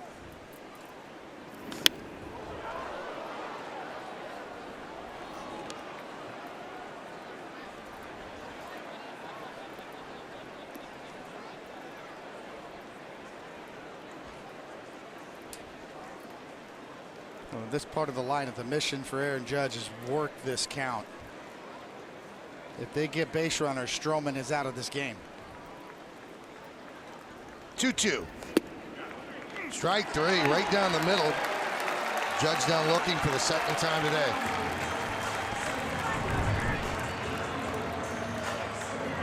Not sure if Judge sees this pitch. A little bit of late run coming back to the outside corner. Kind of gives up on it. From the overhead, yes, plenty of plate.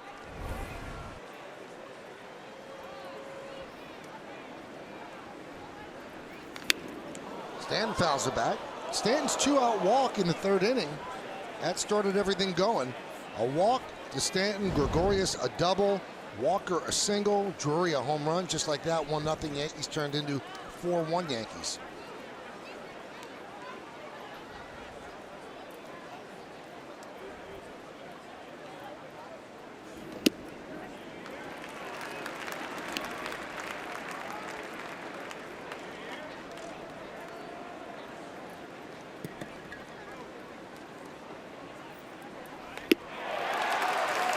And Stanton down on strikes.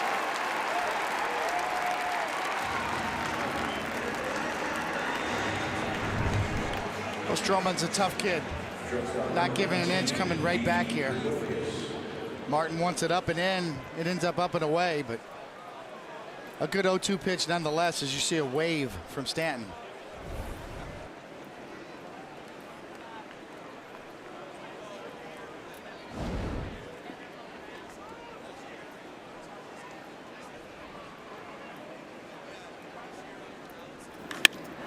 Gregorius hits one deep to center field. Pilar back.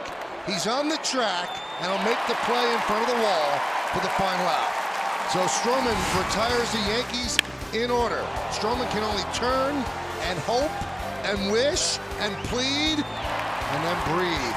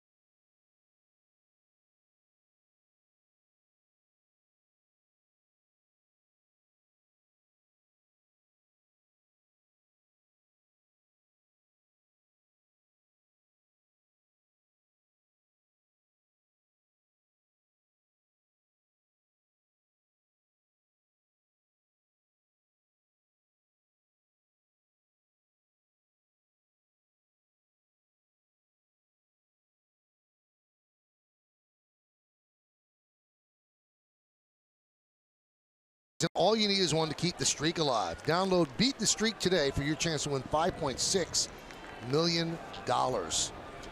Justin Smoke will lead off.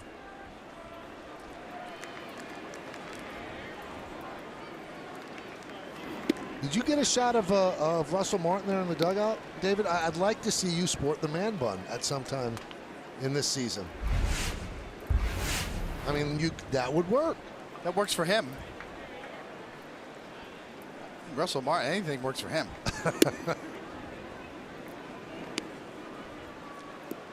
It's like a reverse fade man bun.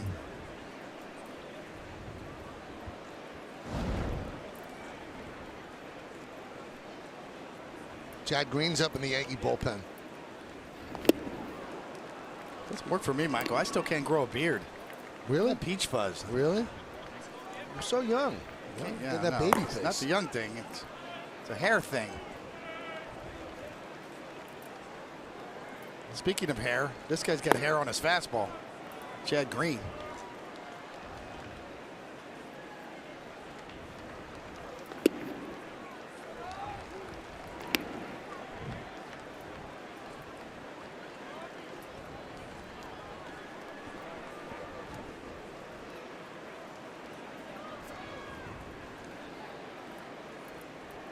Shift is on for Smoke. 3 infielders on the right side. He fouls it off the other way. If you're Sonny Gray right here, I mean, it's my kingdom for a quick inning, like Stroman got the last couple. Pitch number 85 here, the bottom of the 5th. Got to get through the middle of this order, though, and Smoke has been a tough out. And the full Monty on the shift.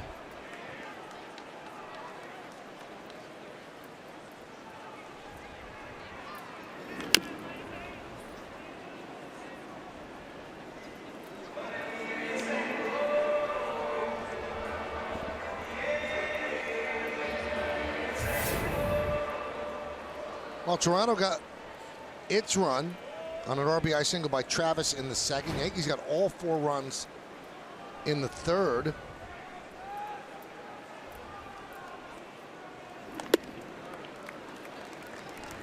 RBI double by Gregorius, RBI single by Walker, and a 2-run home run by Drury. And that's where we stand right now at 4-1.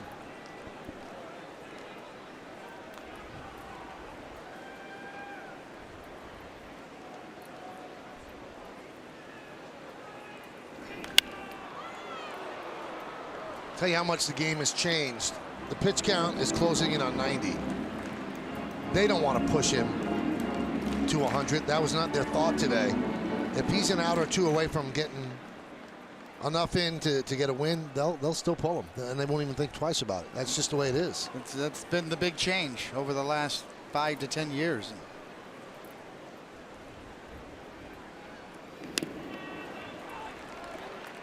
And as Smoke keeps battling, this could end up being his last batter, too. Yeah, Smoke is a tough out. I mean, last year was a breakout year for him, and he is following it up so far early in this first series. He looks like he's here to stay now. It took him a while to establish himself, Justin Smoke, but he looks the part now. This is going to be the 10th pitch of the at-bat.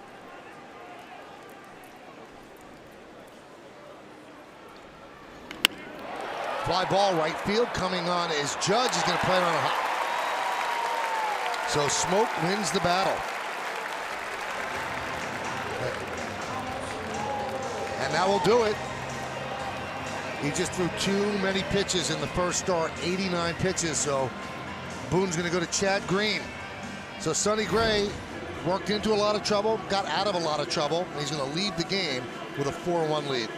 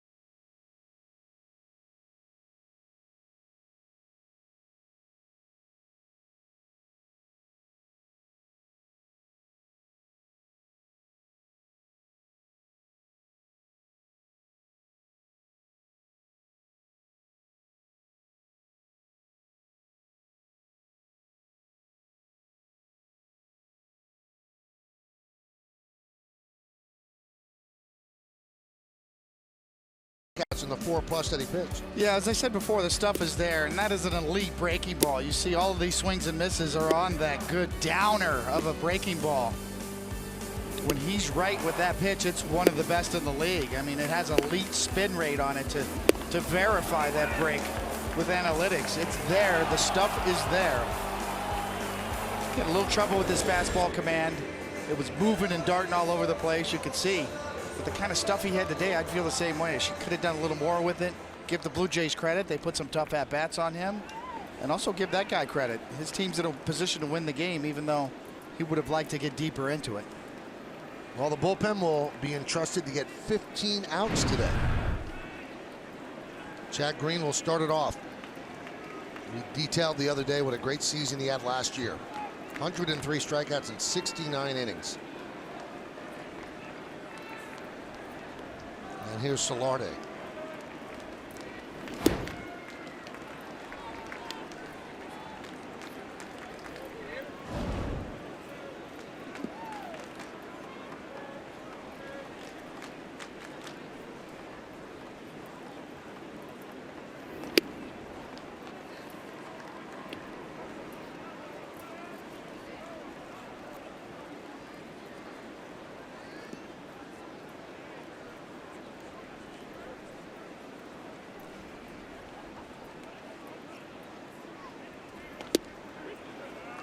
A strike.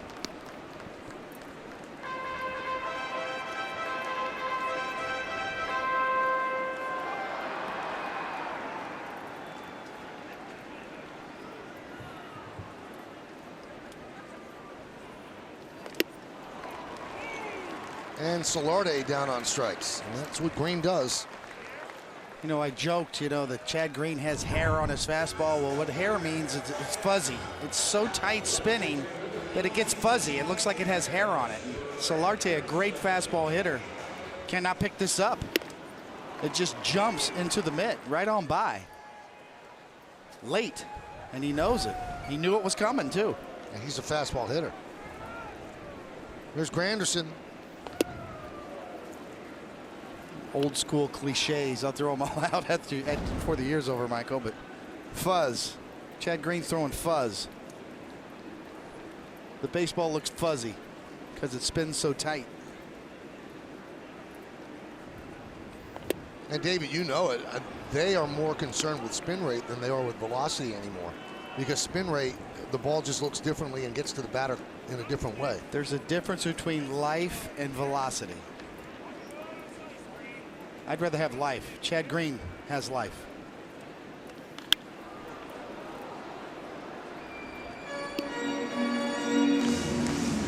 Now, his fastball averaged 2,484 revolutions per minute, which is the 12th highest among 197 pitchers with 500 or more fastballs. So the major league average is 2,255 revolutions per minute.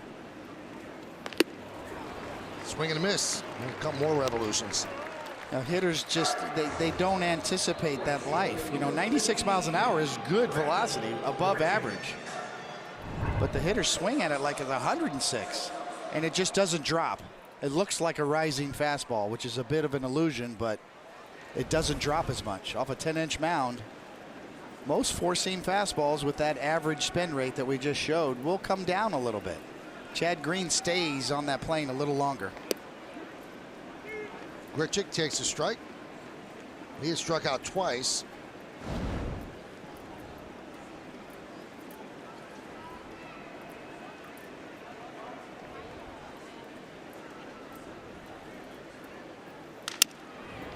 Ground ball to Drury. And a nice scoop by Walker for the final out. No runs are hit, no errors, and one man left. Good job by Green. Gray's day is over. Yankees lead 4-1.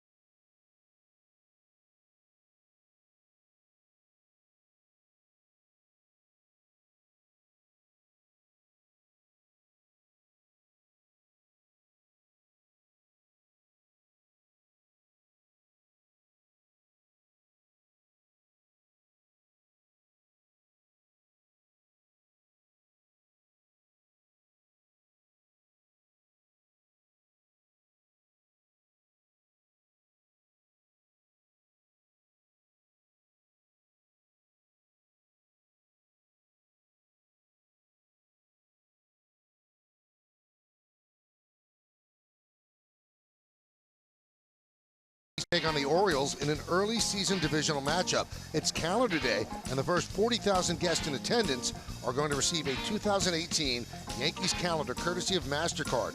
For tickets, log on to Yankees.com. Visit the Yankee Stadium ticket window, Yankees clubhouse shops, or call Ticketmaster at 877-469-9849. Now we go to the sixth. New pitcher is Danny Barnes. Yankees lead 4-1. Neil Walker leads off. So both starters are out of the game. Stroman went 5 and now turns it over to Barnes.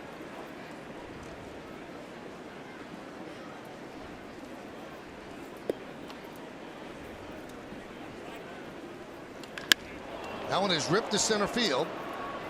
Pilar there, and he'll put it away for the first out. Walker hit the ball well. But Pilar makes the catch, and that brings up Brandon Drury. Now, we always wonder when a Yankee hits his first home run, a new Yankee, what's the home run call?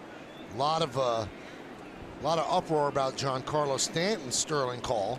Well, what's the Drury call? Michael, I think you're going to like this one, and I can tell you it is completely in English, so we'll understand this one as well. It's Aaron's the judge, but Brandon's the Drury. It is in English.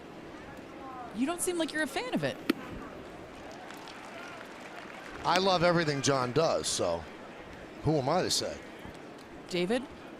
John Sterling's an original gangster. He can do whatever he wants.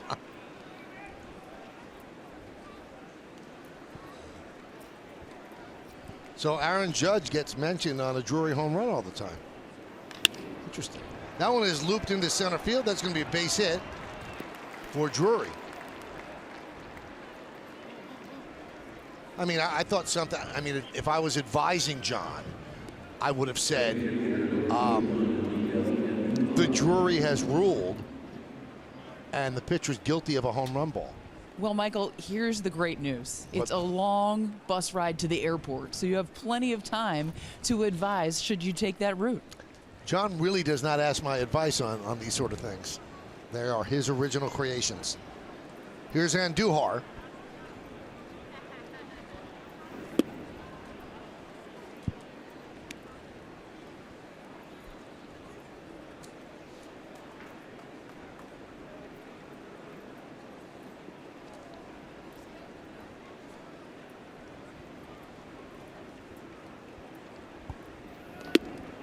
There's a strike.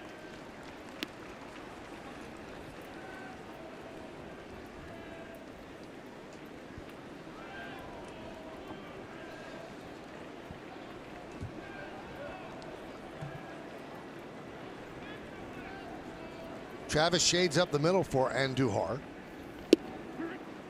Andujar called up yesterday.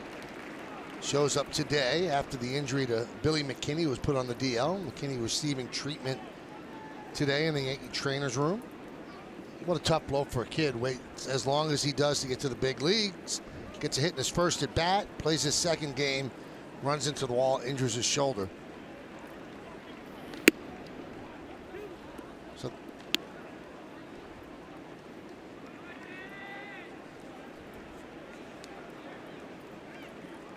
there's John thinking about the Andujar home run call. And Susan on the left and Jack Maldonado.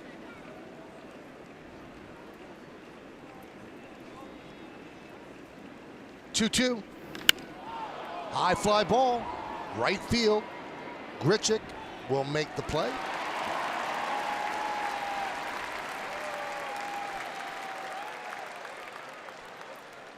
Second baseman number 12, Tyler Wade.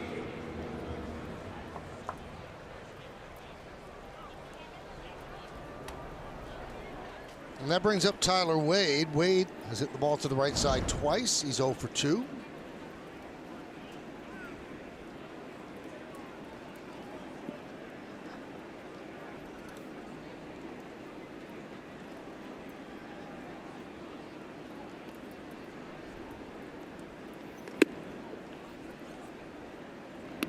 Tyler Wade now 1 for 10 on the year, but that one hit was a big 2-run double. Did say that bunting for a hit was going to be a regular part of his repertoire to try to utilize his speed. He said he could do it both ways. He can drag it to first or try to lay it down to third.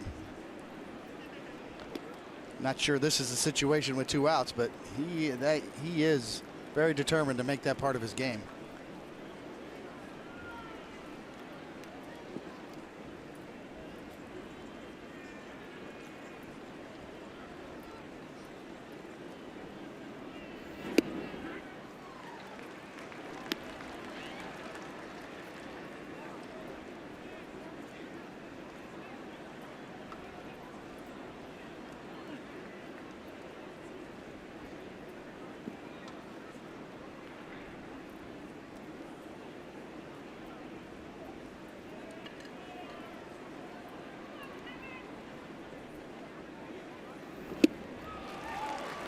One and two.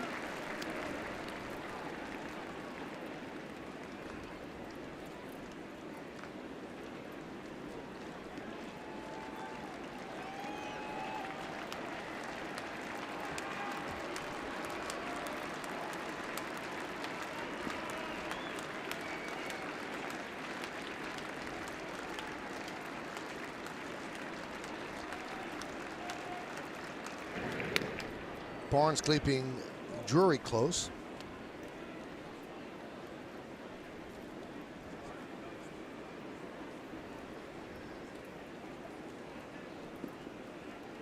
One of the rule changes a couple of years ago. You can now go to your mouth. You can lick your fingers on the mound anytime you want. For a better grip. You're supposed to, give a courtesy swipe on your legs, but no longer. It used to be if you go to your mound, on the mound, when you're on the rubber and you go to your mouth, that's a balk. That has since changed, as you see right there. No problem. And that speeds up the game a bit because people would walk down the backside of the mound and back up just to lick their fingers. So now they can do it on the rubber.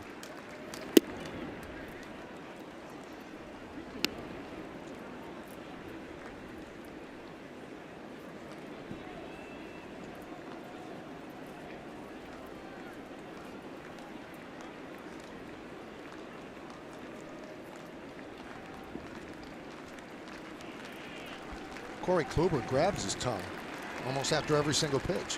3-2, swing and a miss. And that'll do it for the Yankees in the 6th. No runs to hit, 1 man left. We'll go to the bottom of the 6th inning. Yankees are up by 3.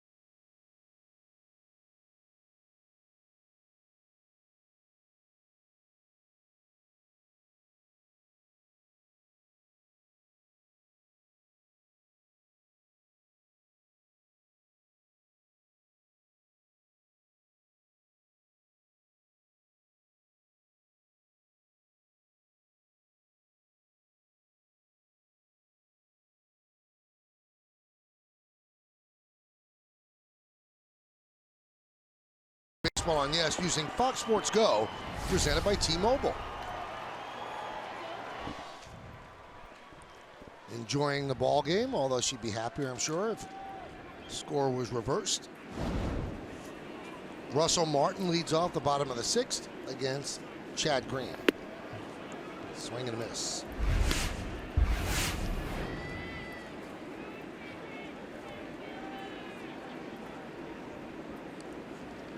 Martin, 35 years old. He's from Montreal. 4th year of a 5-year deal worth $82 million.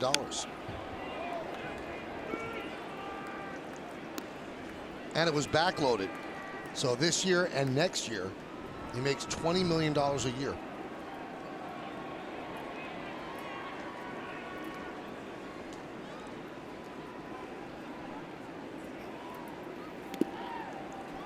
He's one of these rare catchers that have power and also can run. One of 3 catchers with 100 or more career home runs and 100 or more career stolen bases. Want to venture a guess who the other 2 are? John Wathan? No, I don't think he had the home run total.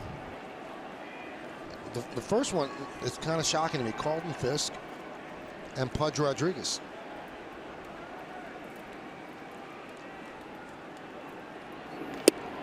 Carlton Fisk is a shock. Yeah. And that strike call was a shock to Martin. Did not like it as he goes down on strikes. We have a special Easter Sunday trivia question. What 2 players have hit postseason home runs for the Yankees and 3 other teams?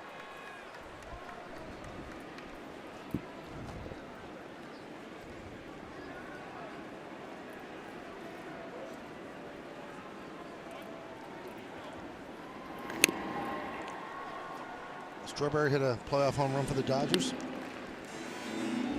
I would guess. He's had it for the Yankees and the Mets.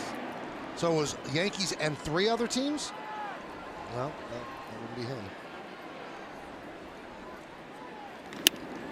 Punched out and a base hit just over the leaping try of Tyler Wade, and Pilar 3 for 3. He's pesky.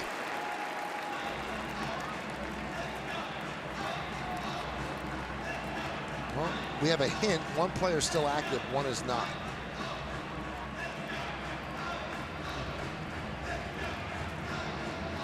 So the 1 player that's still active had to play in the 2009 World Series, you would think. Oh, it's just playoffs. It's not World Series. Okay. Here's Kendrys Morales. Maybe Adrian Gonzalez? No, I don't think he had 4, right? No. Also didn't play for the Yankees. No, that'll qualify you right there. Morales pinch hitting for Ngope. Pitch outside.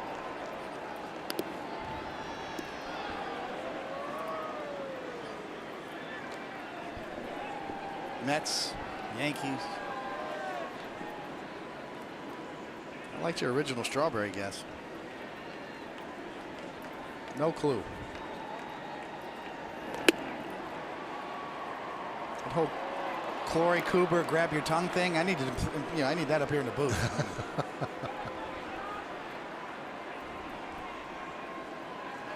Now another clue, the inactive player was once a teammate of yours. Is John Axford celebrating his birthday today, warming up.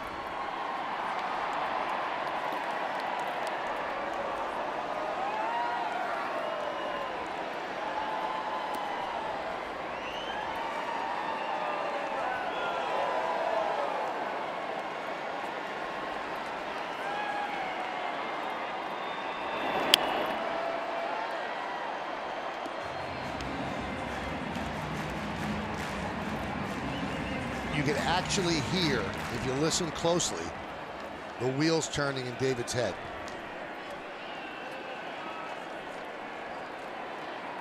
Since you're a Scully Award winner, I might let you just take the rest of the game all by yourself right here after that last guess. Swing and a foul ball. Thoroughly embarrassed.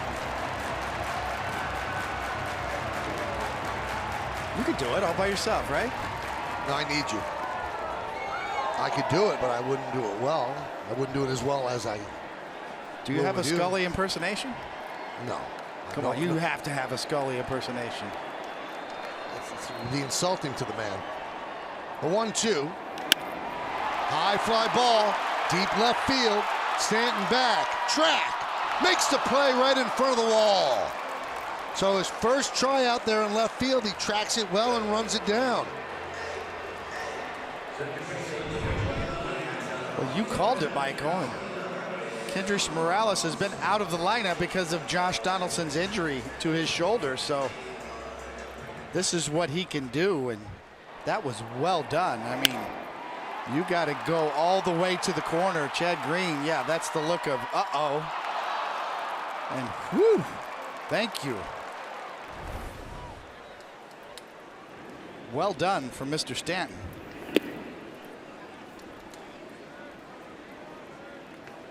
Pitch to Travis is low. Now he's driven in the Blue Jays' only run with the RBI single in the second. Also walked in the first, struck out in the fourth.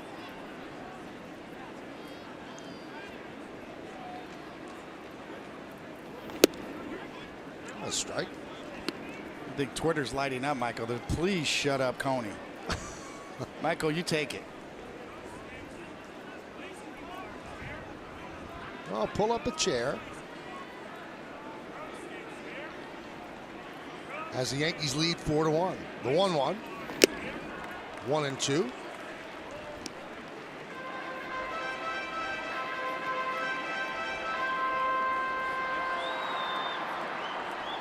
David Robertson is up.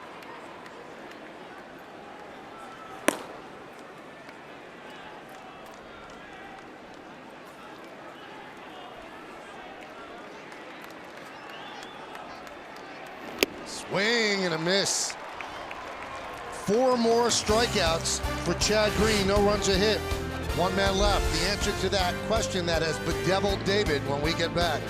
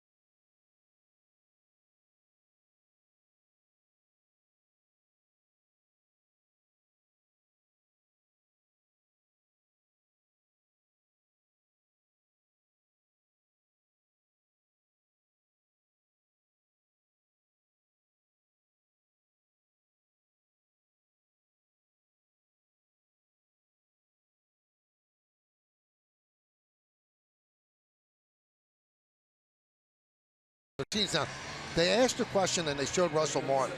So I would say him. How about David Justice? That's a good call right there. John Olerud. How do you forget John Olerud? Wow. My teammate. Very good question. So here is John Axford on the Cadillac scoreboard. Yankees lead 4-1. John Olerud said the old funny Ricky Henderson story did not happen, by the way. Yeah, I choose not to believe Olerud because it's such a great story. Yeah, I know. Don't let the facts get in the way. Yes.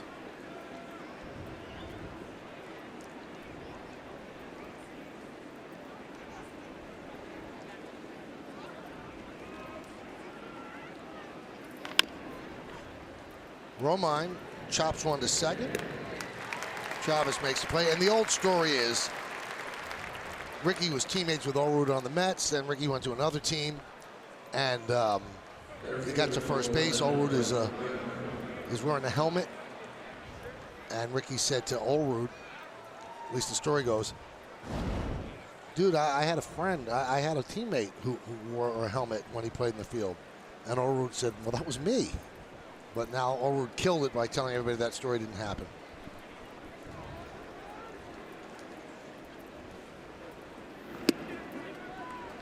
Strike to Gardner. You see that Axford wears number 77. He's a Canadian native. And the 77 is for the first year of the Blue Jays' existence. He's also the first player, or the 10th player, should I say, born in Ontario to play for the Jays. Born in Simcoe, Ontario, which is 92 miles south of Toronto.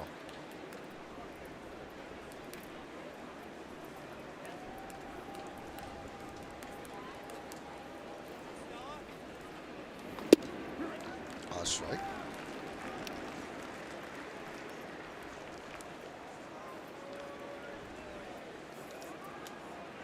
Axford broke in 2009 with the Brewers. And had some really good years. Topped out with 48 saves in 2011. Had some arm issues, and he's got his arm speed back. And the Blue Jays are happy that they gave him a chance. As you see right there, 97 miles an hour with movement to lock up Brett Gardner. Gardy doesn't like it. But watch the late movement, darting back over the corner.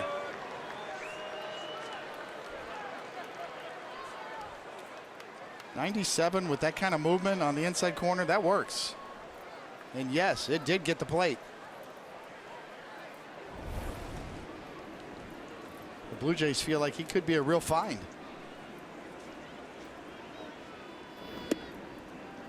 Pitch to Judge inside. Judge has walked and struck out looking twice.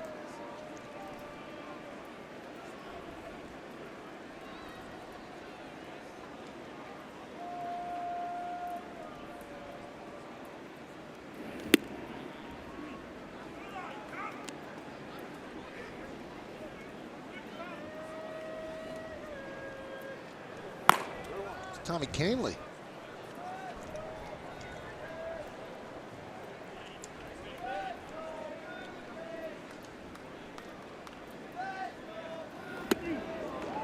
Axford celebrating his 34th birthday today.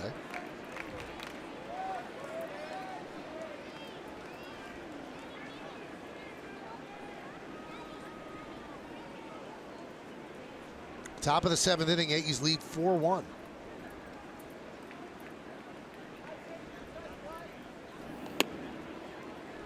And Judge's no contact day continues. 2 walks and 2 strikeouts. And that brings up Stanton.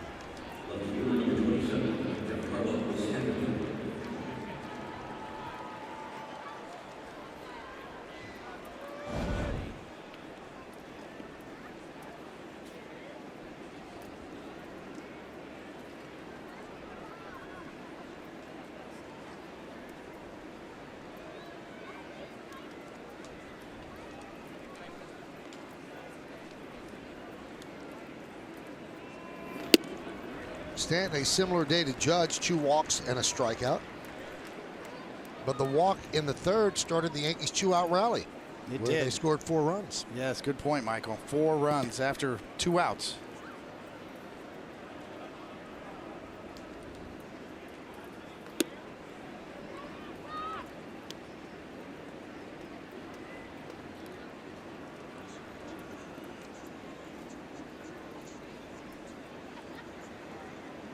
We talk about Gary Sanchez benefiting from all the walks that Judge and Stanton are going to get. Well, Didi Gregorius now.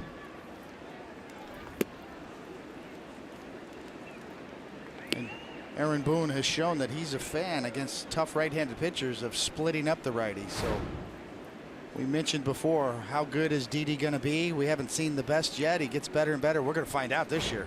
He's going to get a lot of opportunities, with the big boys getting walked a lot.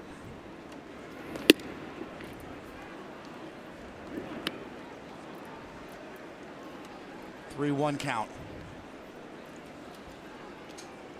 Again.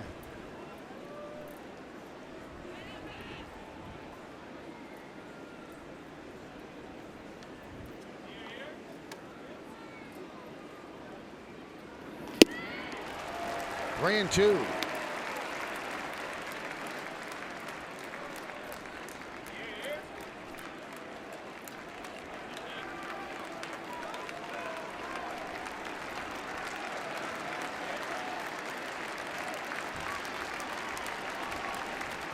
Judge will go from first. Smoke behind him. 3-2. Pitch is high. So 3 walks for Stanton today. And he takes his walks and just passes the baton.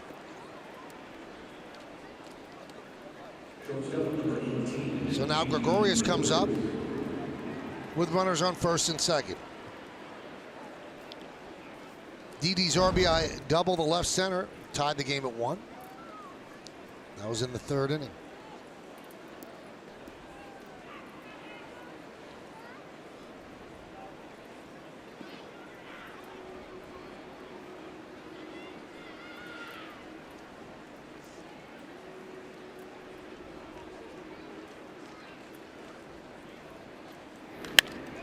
High pop-up, left side. Solarte in foul territory puts it away for the final out. No runs, no hits, no errors, and 2 men left on base. Time for the 7th inning stretch. Yankees lead 4-1.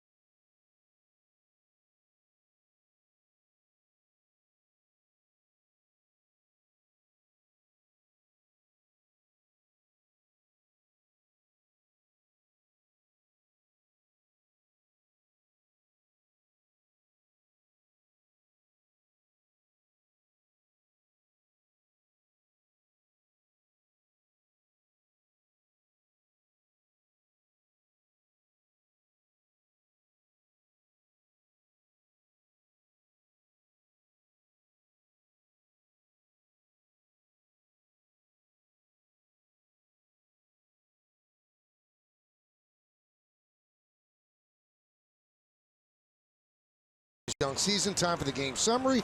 Brought to you by your local Nissan dealer. 4-4-0 for the Yankees. Not many hits, but they made them count. 1-8-1 for the Blue Jays. Sonny Gray pitched 1 batter into the 5th inning. You see his numbers. Marcus Stroman went 5.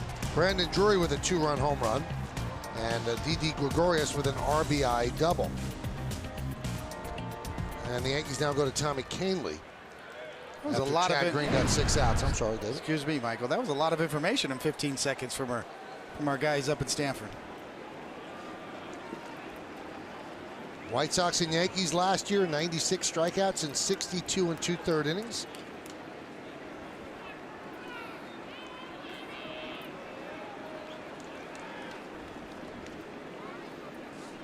Cadillac scoreboard, 4-1 Yanks. And Kahnle up and in on Donaldson. Crowd of 29,091 grumbles.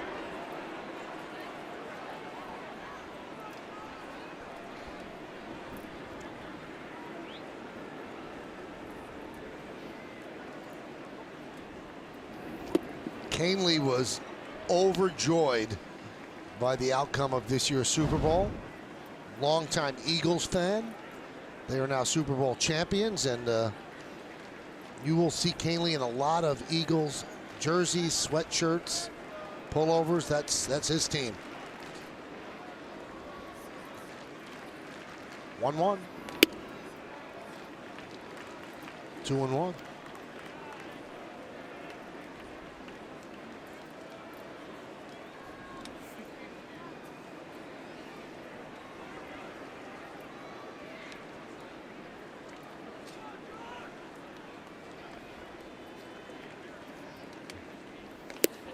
Now, David, you know it's our responsibility to report not just the mundane, but the outrageous as well. And our very own Meredith Moragovitz yesterday met and had a very long talk with legendary rock superstar Rod Stewart. That's impressive. Yeah. In the hotel. Yeah, and got a selfie with him too. In the elevator? I think it was on the elevator, yes. Pitch is high. Donaldson walks. Did you tweet it out yet? I did tweet it out. Was he nice to you? Some girls have all the luck, Yes, Michael. yes. He was very nice. Yeah.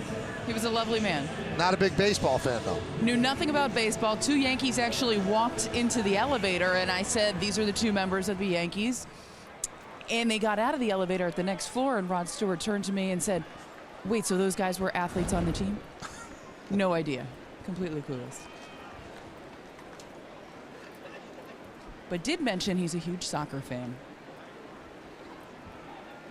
There was smoke. So Meredith on the side doing some work for entertainment tonight, as you could tell. That's right. Every pitcher tells a story. There's David Robertson.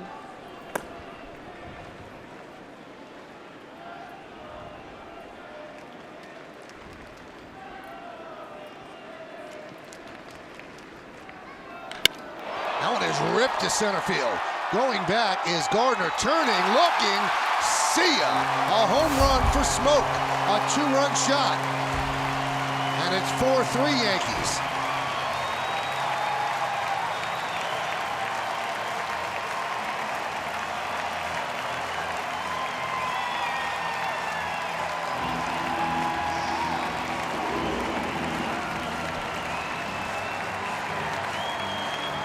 Boy, David, he turned that around. He really did, and we talked about Justin Smoke being a really tough out in this opening series. Well, he's been a tough out for well over a year now.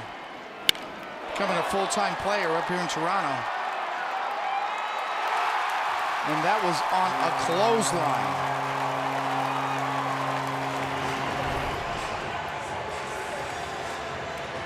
So Larry Rothschild has a talk with Canely. I mean, a lot of eyebrows were raised when before last season, the Blue Jays signed Smoke to a 2-year, $8.5 million deal. They also have a $6 million option for next year. And, you know, people thought they were overpaying for a guy who'd never really realized his potential. He's starting to find it now. Had a good year last year and has had a good start here against the Yankees. So still no one out. Here is Solarte. There's a strike.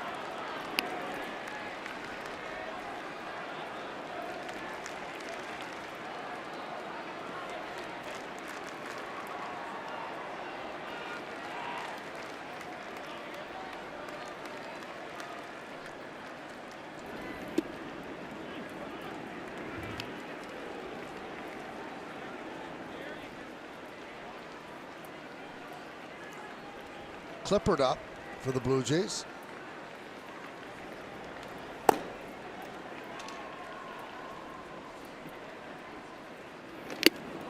Big cut by Solarte. 97 miles an hour. Well, it was a good visit by pitching coach Larry Rothschild to reset Tommy Canely and forget about the home run.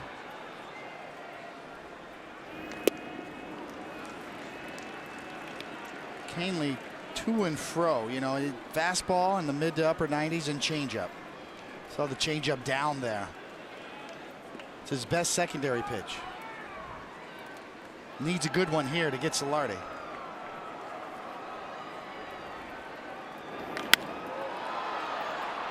Popped up. Left side.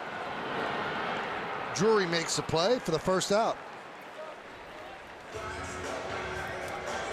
That was 96 miles an hour as we take a look at that on the Fast Pitch Speed Analytics, brought to you by Fios.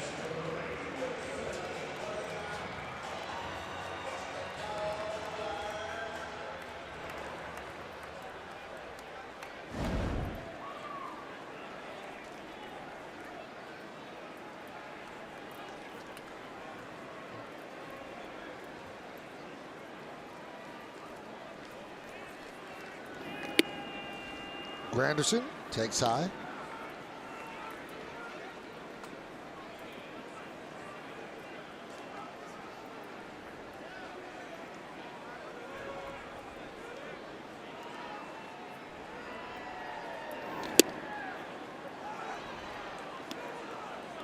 Boy, good job by Romine catching that 96-mile-an-hour fastball down and in and getting the call.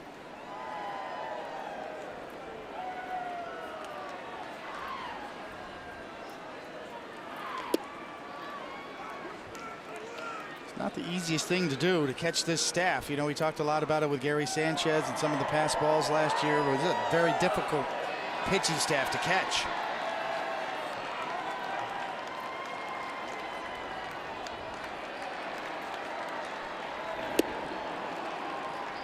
2-2. Granderson way out in front.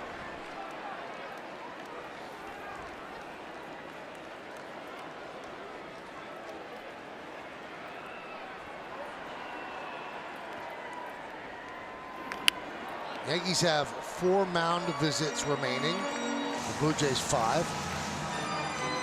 Both mound visits have been by Larry Rothschild, and the mound visit for the Blue Jays by Pete Walker. So you just don't see those constant strolls out to the mound by the catcher.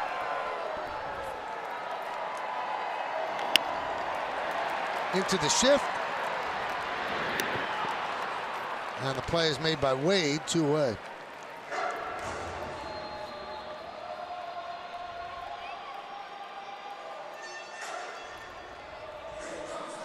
And that'll do it for Canely as Aaron Boone signals to the bullpen. Going to bring in David Robertson to face Randall Grichuk. Yankees are up by 1.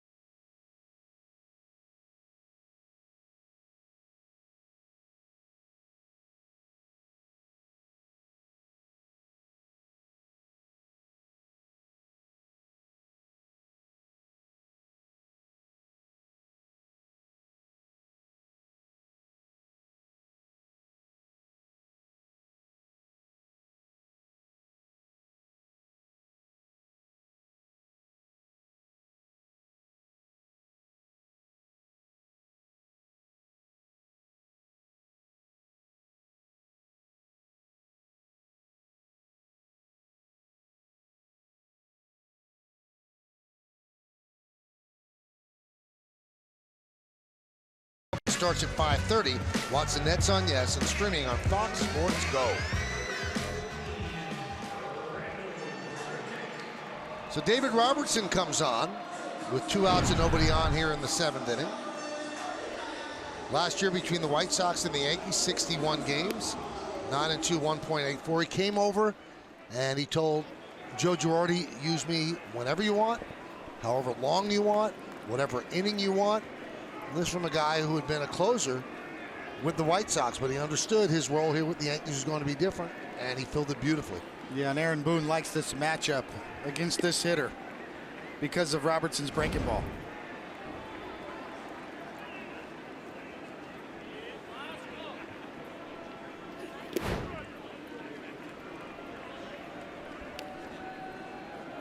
You know, Robertson did tell me in spring training, Michael, that he's been working on a little Laredo, a little change of arm angles for that breaking ball. Ground ball is short. Gregorius makes the play, and that'll do it. But the Blue Jays inch closer, a walk, and then a 2-run home run by Smoke. We go to the 8th. It's 4-3 Yanks.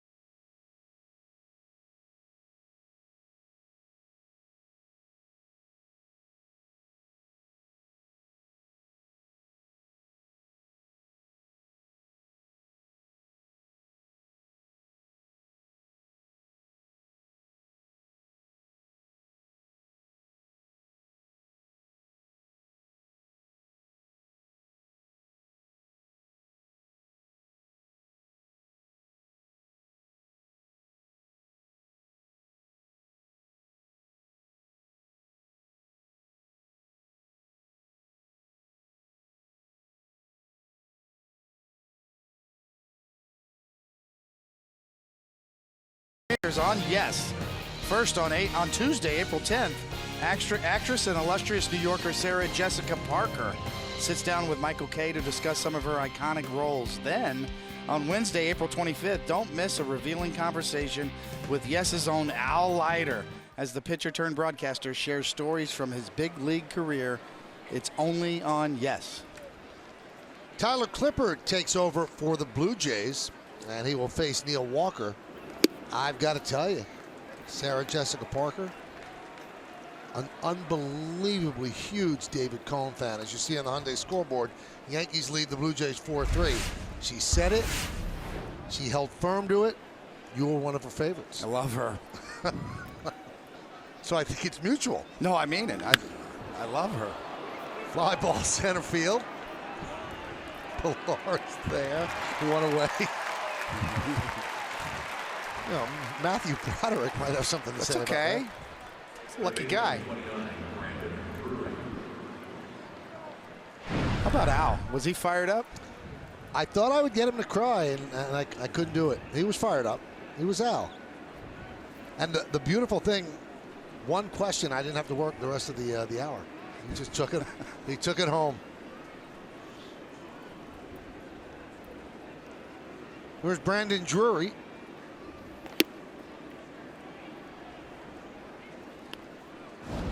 Drury now, his home run, the difference in this game. Runs 3 and 4 for the Yankees. He's reached base all 3 times, once on a throwing error by Solarte at third, the 2-run home run, and a single to center.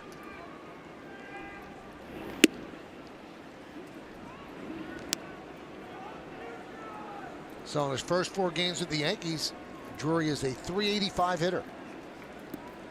With the damage, is Diaz now at short.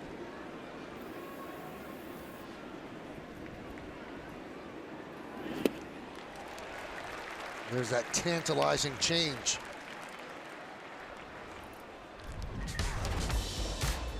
And here's that home run from the 3rd inning. Launch angle, hit the ball in the air. It might go over the wall.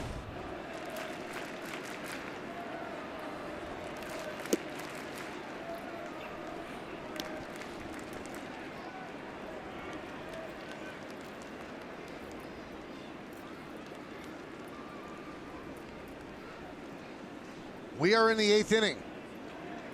Yankees trying to win the 3rd game of this 4-game set. Ripped down the left field line, foul. They lost a tough one yesterday. They battled back to tie the game at 3, but Dellin Betances gave up the home run to Solarte, and then 3 stolen bases by Kevin Pillar, including a steal of home, as the Blue Jays won 5-3.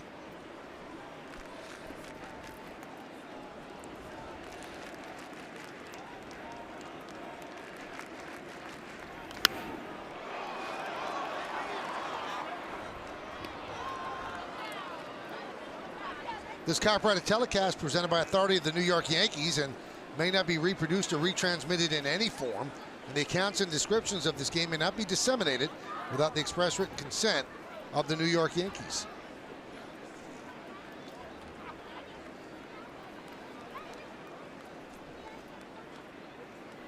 (3-2). And Drury walks, so he's been on base all 4 times.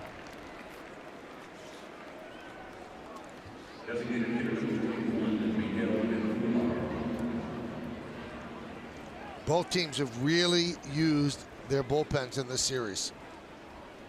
Neither really coming close to Gabe Kapler of the Phillies, though. Calling on pitchers that aren't even warming up, so that caused a little bit of a problem.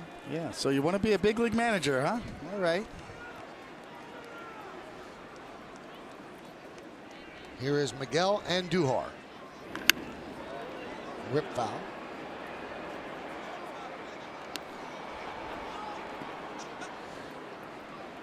It's hard to do. He just hit it in the upper deck over the dugout. I mean, that's way out in front. Right up here. A home run in cricket.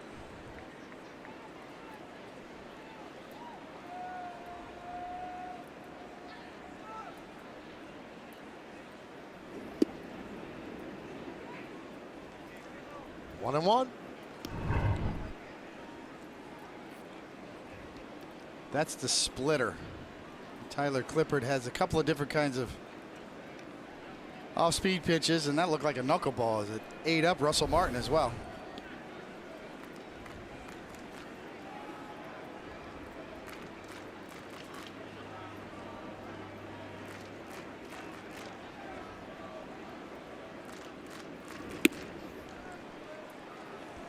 Two and one.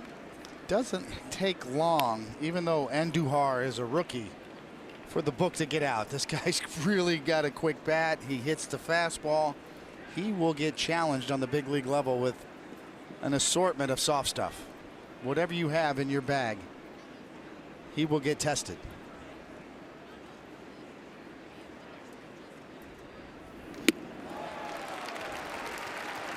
Two and two. So lulls him to sleep with the off speed, then the 90-mile-an-hour fastball looks fast. Yeah, above the zone.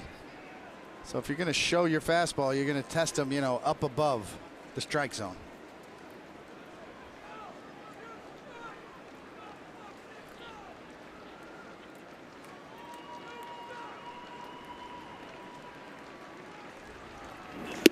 Swing and a miss.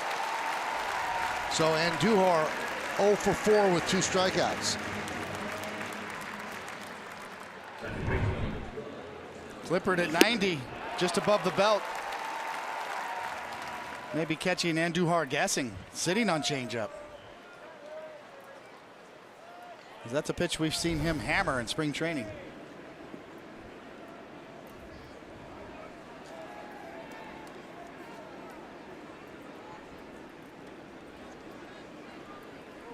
There's Tyler Wade. 1-0. Yankees have just 4 hits, but they have 4 runs. The Blue Jays have 9 hits, and they have 3 runs. 6 walks to go with those 4 hits.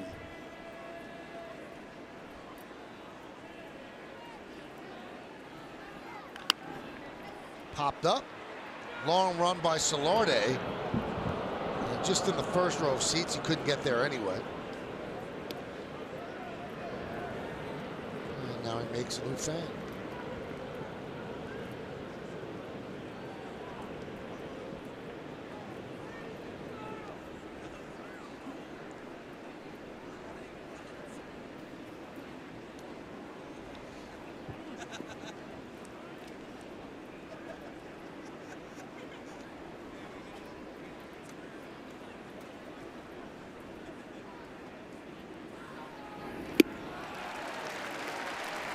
One and two. They say you always look for a separation of 9 to 10 miles an hour. He's got 11 to 12 miles an hour. Yeah, and a lot of motion.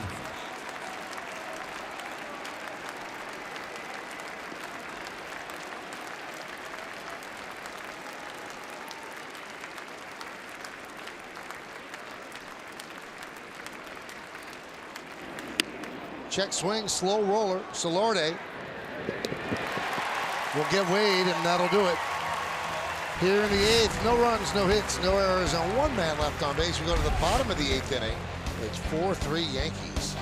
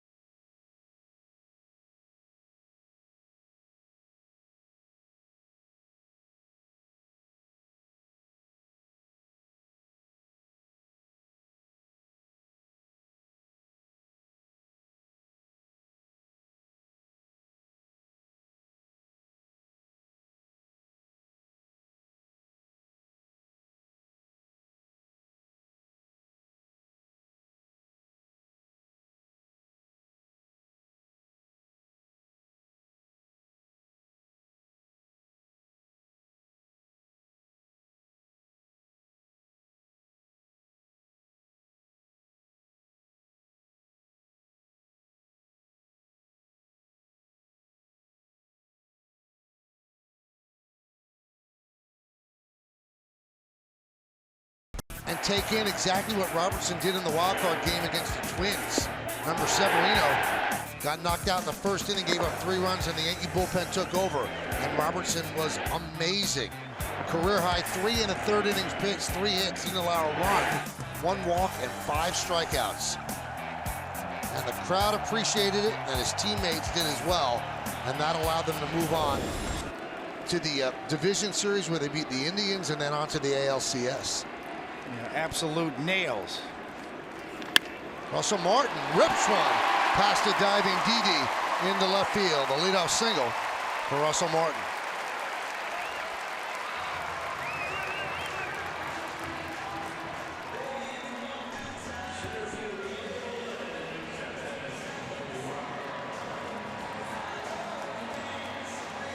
Hyundai scoreboard 4-3, Yankees lead. We are in the bottom of the 8th inning. Neil Walker will hold on Russell Martin. Kevin Pillar at the plate, he's 3 for 3.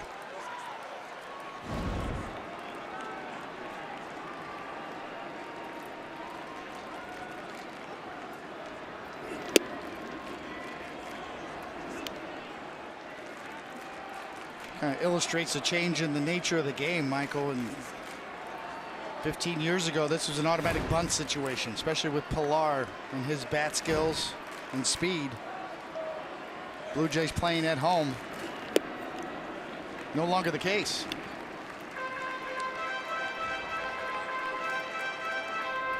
Pillar's 0 for 5 with 3 strikeouts against Robertson. Now Morales has been used.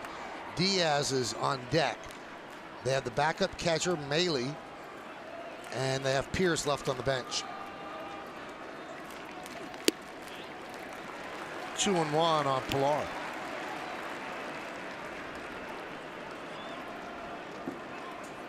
Pillar also 3 for 3 today after stealing home in yesterday's game. Came out with a flurry today.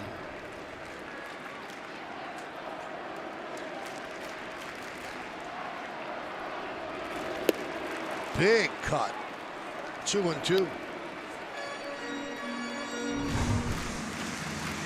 Well, the quality of the Robertson curveball. I mean, look, it almost goes up before it goes down, but tremendous depth. And that's the difference in David Robertson 2.0 in his second go round with the Yankees, and that's what's left on the Jay bench.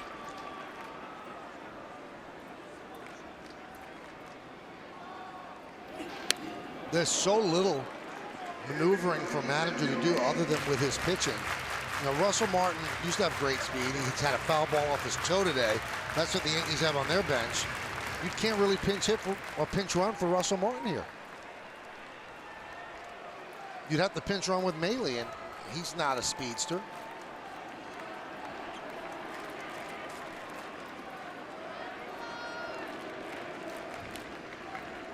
Benches in the American League very short.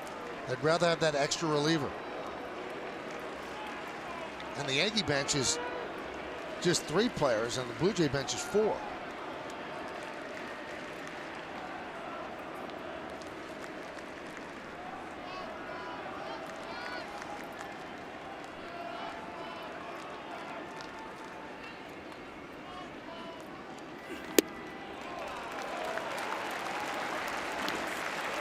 Right, two. Yeah, right call. Excuse me, Michael. Right call. Just missed. Pillar sitting on breaking ball. Well, if you could thread the needle on the inside corner here, you got it. And it just moved a little more than Robertson wanted to. But he had him locked up. Just missed low. Runner goes. Fly ball. Right center. Gardner tracks it, makes the play as Martin heads back to first.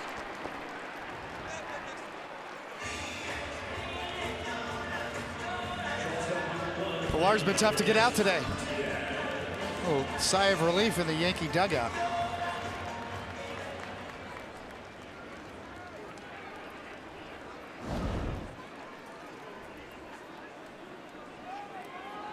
Here's Aledmys Diaz. And Gope had started at short. Morales pinch hit in the 6th. And this will be Diaz's first at bat.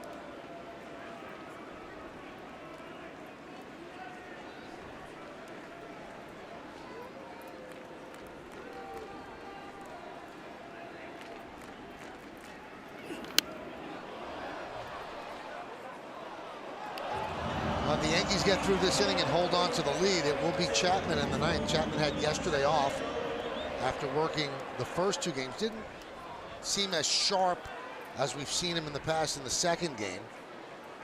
And we shall see what he has today. Yeah, he really had to work hard to get through that inning.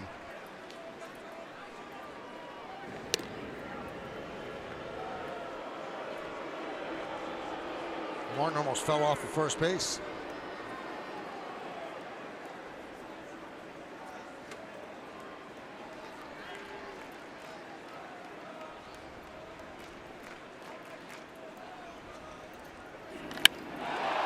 Driven deep to right center field. On the run is Gardner. It's over his head and off the base of the wall. Martin rounding third. They're going to keep him right there as the throw is cut off by Walker. And there's where you really miss a pinch runner. He was laboring around second and third. That's why the game's not tied, but a double for Diaz. Another look, Michael, to your point, and kind of flat-footed, not getting a quick read. That could have cost him right there, and then a little bobble from Gardner. So third base coach maybe pulled up a little quick right here. If you're the third base coach, you see that, you might take a chance even with 1 out, but they do not. And you are right, Michael. It looked like Martin was pulling up too, and you see right here, that's where the bobble happens. He's ready, but he was held up. Right back to Robertson with the infield in for the second out. 2 down. And does it make a difference? You betcha. 1 pitch later, Robbie gets the second out. Now what do you do, David? Do you walk Donaldson just to get away from him? But then you've got the dangerous Smoke. I think you let the righty go after the righty here. Smoke is much better left-handed than right, and he's dangerous. Well, with the 2 outs, obviously they allow the infield to back up. And Donaldson does have numbers against Robertson. They're going to walk him. 3 for 8, 2 homers and 5 ribbies. So they will go against Smoke with the bases loaded. I do not like this move at all. I don't care about 8 at-bats or 2 home runs. Do not like it. Now Smoke is 0 for 5 with 4 strikeouts. I don't care. 5 at-bats? No way. Bases loaded is so much tougher for a pitcher. No margin for error. Veteran pitcher could have tried to make his pitches against Donaldson. Just my opinion. Well, Smoke has made this a nail-biter with the 2-run home run he had in the 7th. He's 2 for 3 with a walk, 2 runs scored. Check that 1-run score. Bases loaded, 2 outs, bottom of the 8th.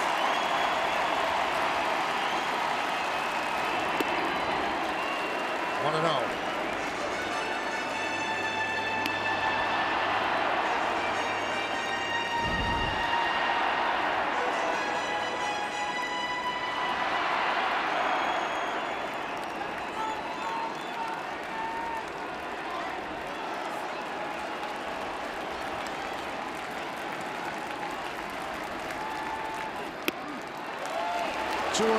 Well, when you walk the bases loaded, this is what you run into. You have to throw strikes because there's no place to put the runner.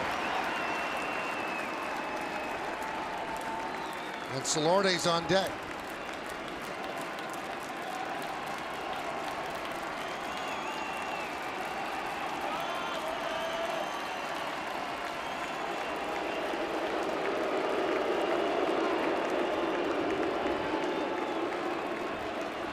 Many in the crowd standing here at Rogers Center. Yankees lead by 1, bases loaded, 2 outs. 2-1. Gutsy. Guts of a burglar does David Robertson have on a 2-0 count. Pull the string. Nice tight little slider. For a strike as well, even if he didn't swing. 123 hitter with the bases loaded in his career. 2-2.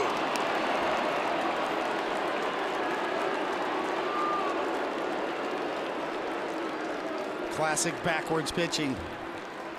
Got into Smoke's head. 2-0 breaking ball and then back to the fastball. Now he can do anything he wants.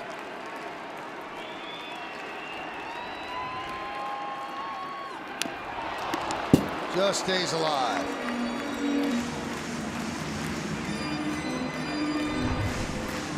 Robbie wanted this. Had him way out in front on the outside corner. Sometimes you make your pitch at a good location and they foul it off. You got to do it again.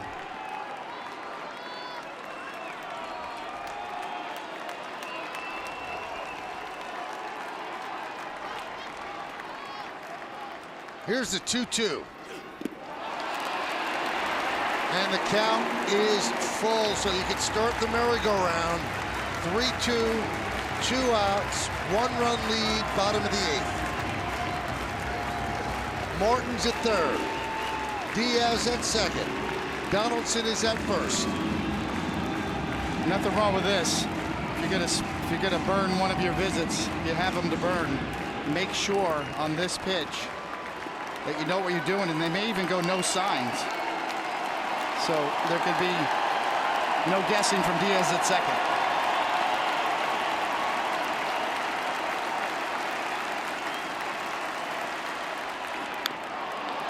Just got a piece again.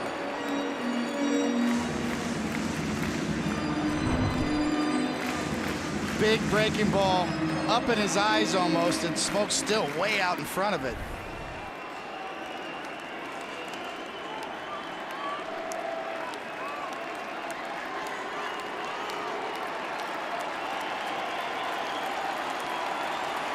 The runners will go. Here's the payoff. Another foul ball. Now Robertson looks like he's having fun out there. Big smile on his face.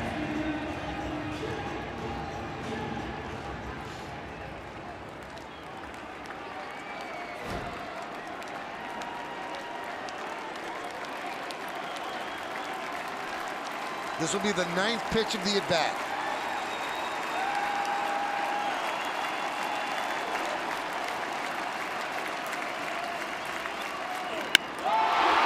Drive, center field, going back Gardner, still back, on the track, at the wall.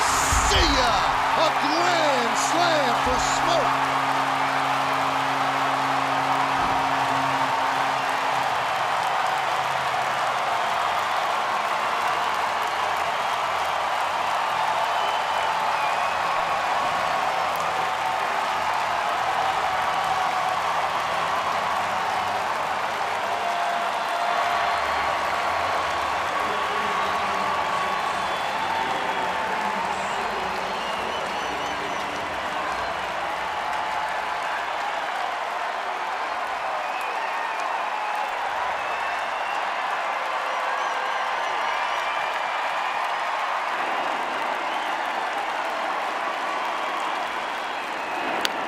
Solarte fouls it off.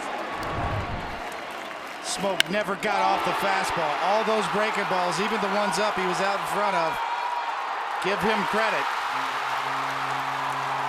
He knows what he can hit. He stayed with it, and he drilled it.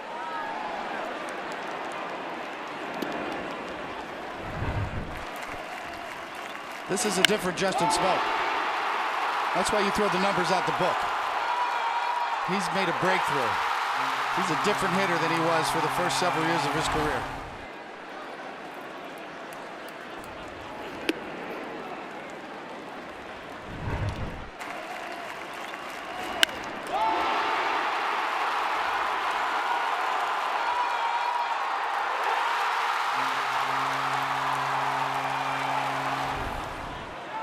Two-one.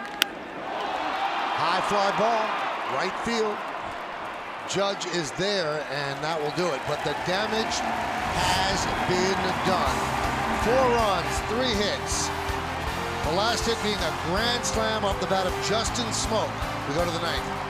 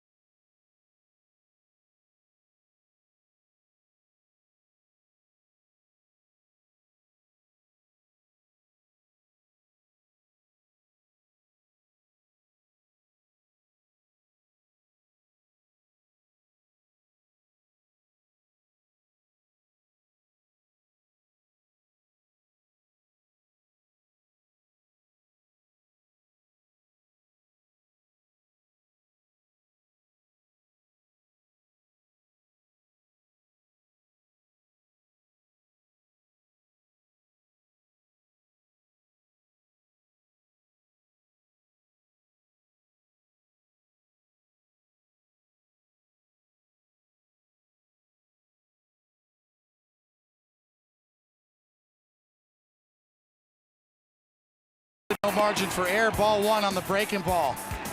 Up and in. Ball down 2-0. This is a great 2-0 pitch out in front. Smoke is dead red right there, but he caught him guessing. He got away with it right there. And then here comes a series of pretty good breaking balls that Smoke either fouls off or lays off of it. Robertson just is saying, please put it in play. Man, I got to keep making these pitches. Uh-oh, let me try another fastball.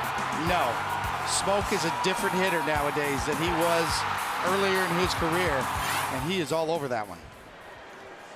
Well, I know what you were saying before, David, and I know this is a numbers-driven game now, but it almost seems like folly to be held hostage to 5 at-bats where he struck out 4 times. And as you said, you don't know what that situation was. He's a different player than he used to be before last year, so they made the decision to walk the righty against the righty pitcher, and that faced a lefty as Gary Sanchez leads off here in the 9th inning against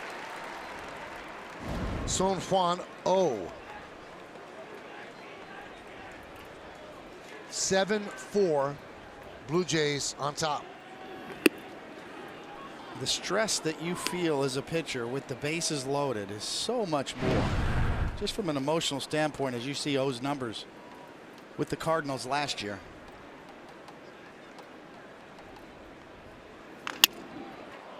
Grounded foul, broke his bat.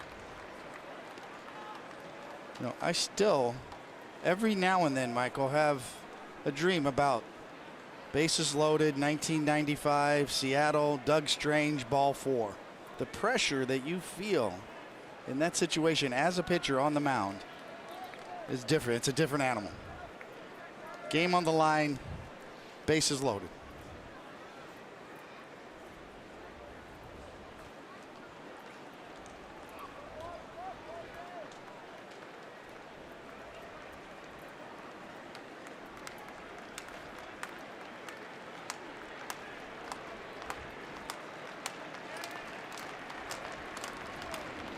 Swing and a miss. Sanchez down on strikes, pinch hitting for Romine.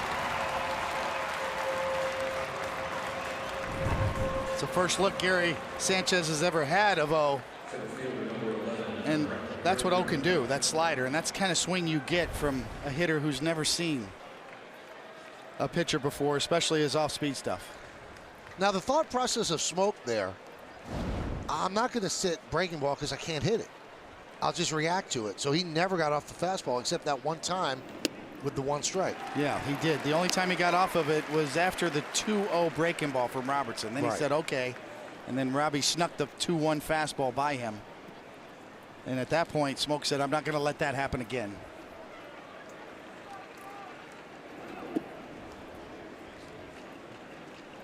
One and one. And you have to give Smoke credit because he fought off several pitches. Robbie kept throwing the breaking ball, even got it up and hung it. And Smoke just barely cueing them, staying alive.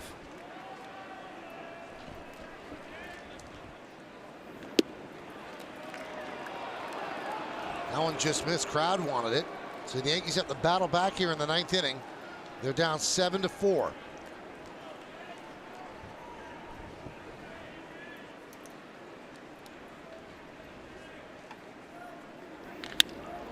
High fly ball, right field. Grichuk back. And the Yankees are down to their final out. Well, after the final out, don't miss the WB Mason postgame as Bob, Jack, John, and Meredith recap the set with the Blue Jays and look ahead to tomorrow's home opener. That's coming up immediately following the game, only on Yes.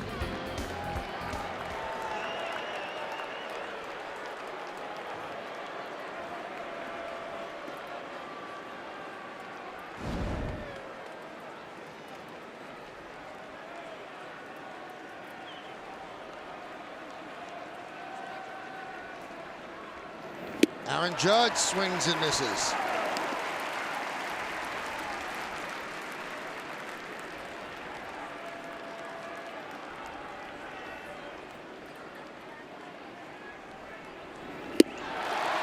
And now the team down to its final strike.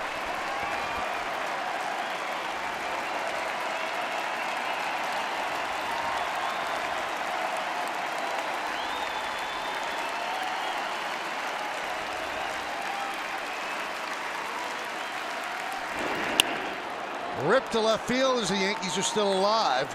Granderson was playing on the warning track practically. And Judge dunks in a single to bring up Stanton.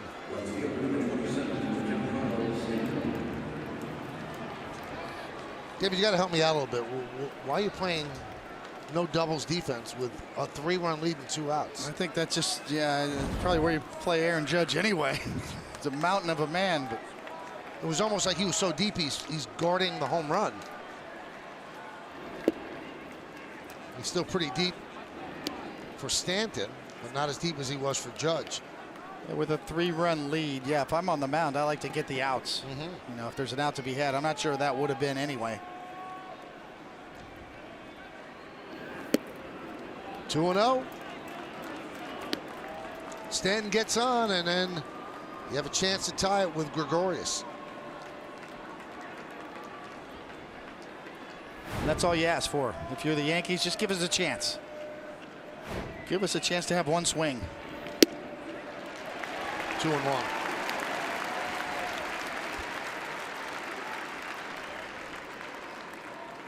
Stanton knows that as well. He can hit a homer here, and it doesn't matter.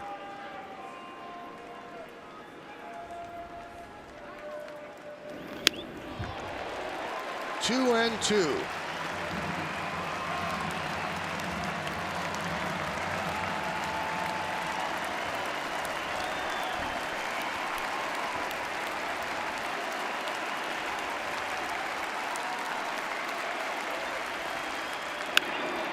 High drive, left field, left center. Pillar's there, and that will do it. That is a tough loss for the Yankees. They're up 4-1, but their bullpen could not get the 15 outs to nail this down. So they end up splitting the 4-game season opening series, head back to New York for the home opener tomorrow. And that makes that plane ride just a little bit longer, David. Yeah, I mean, 6 earned runs in the last 2 innings. Obviously, Robertson with the grand slam. Tommy Kahnle gave up a big blast. That's tough. You're not going to see this too much from the end of the game on the Yankees in this bullpen, but just goes to show you it happens. They're human. And the Blue Jays, a big lift after losing the first 2 games. Come back to take the second 2 to split. All right, so it's 7-4 Blue Jays over the Yankees. We'll send it back to the studio. Bob, Jack.